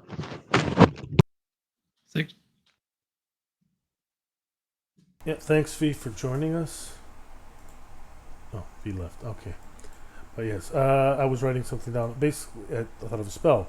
Like an offensive utility ambush, or whatever we call it, if would make a nice spirit spell. If hidden, grant advantage on your next attack. And you can gain, and like I said, I think if hidden needs to be one of our conditions, like stunned. Yeah. Because you can gain the hidden condition from physically hiding behind something. It doesn't have to be just the invisibility spell. So what does the invisibility spell do? Obviously makes you invisible, but I think as of right now, that's what it does. It basically gives you advantage on being spotted. Gain advantage to tests on avoid being detected or spotted, and on tests to avoid damage. The spell ends when you attack or successfully attacked. How does it word in here? Let me see. What did I just read? Well, You hidden- cannot be targeted. So I think we probably need to reword that. Well, yeah. If we basically say it, if it is essentially hidden, then yeah, you can't be targeted by attacks while hidden. But And I think if we've got the spell that grants true sight. So like if an enemy had true sight, then they could see through the hidden condition essentially. Well, they could see through hidden condition granted by invisibility. They can't see through walls, but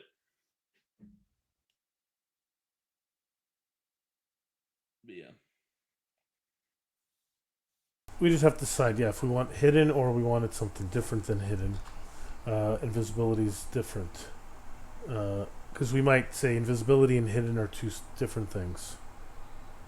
But we'll have to decide on Personally, my 2 cents, I think that they should be two different things. Because, like DJ said, you can hide and gain a hidden condition, but why cast you- the spell when you can you just use can't an hide and action? become invisible. It's Well, the thing is, and if I you're think that's- casting invisibility on yourself, it's the same as attempting to hide, but you don't need cover. You don't need To get- cover. yeah, for hidden, Yeah. you need to hide behind. To hide, you need to hide behind something. And that's specifically that's what like the cloaking field for the scout does. Is it allows them to take the hidden condition without taking cover. Oh, right, cloaking field. Let's see, where is that? That is. Scout. Um, Yeah, it says you have advantage. No, sorry. As a use action, activate your cloaking field and become hidden. so we could make invisibility like the cloaking field, or we can keep it as it is, which is something different. But it might work. I mean, I think that if we want to make it more than just hidden, that's fine. I think it probably for purposes of simplicity, like it does grant you the hidden condition. It might grant you. It's a lot less. Just wordy. without cover. Yeah. I mean, that makes sense. Yeah, it's a Um, lot easier, a lot less to write if you just say. It's an action succeed- test mine. Yeah. If you succeed, become hidden, Right. like instead of invisible, and really that'll be all the spell need to say. Roll your Well, mana the die. reason I think I went with that because awareness should counter hidden, or maybe Well, I think like Well, to be Especially- fair, I think I know in Mechadome at least, and I assume it's the same way in Mecha Hack. If someone is invisible, you can test your what's it called? You can basically System. search for them. You can test systems to find them. So Oh, if you yes. have awareness, maybe you can test awareness to find. You can't see an invisible person, but if you wanted to, you could try to hear them. right, and Well- that's what the ethereal vision spell can grant true sight, which can see things that are invisible. So, yeah, that's what I think. Originally, the intent was that wording was awareness should not be able to find invisible, but can find hidden. But we just have to decide if invisibility is just going to be a hidden, which is fine too. And, like, the simple the- way is to make it hidden. And the way that hidden's worded in the Mecha Hack book is it says, you cannot be targeted by attacks while hidden, but become immediately visible if you make an attack or can no longer reasonably be hidden. So, like, I would think certain. If you're hiding behind a rock and line of sight, and someone changes line of sight, then you're visible. You know. I guess it's easy. Yeah, the cloaking field is just it's invisibility, I guess. Yeah. So cloaking field gets around that by giving. I mean, I would think as a giant robot, you would still be pretty loud, even if you were invisible. So Yeah, but it just makes you question hard is, to target because you do can't. you have do the mecha have external microphones, or is everything just comm based, so you don't hear a lot what's going on? I don't think they would be soundproof. But I think maybe the scout is Dude, designed dude. to make very little noise, or the cloaking field does dissipate sound. Who knows? I think we have to expand on hidden is a visual, not an auditory. So the question is, does invisibility do auditory? D&D invisibility doesn't, but we could give it both, hidden from both, hidden and undetectable, or something. I don't know. But yeah, that's something to think about. Oh, and the other one that's not the other spell we have that's not super combat heavy is magic assistant, which is essentially our version of Mage Hand.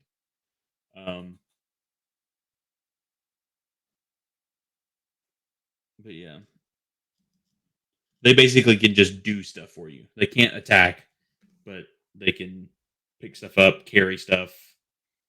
Yeah, it's like Mage Hand and Unseen Servant mixed together.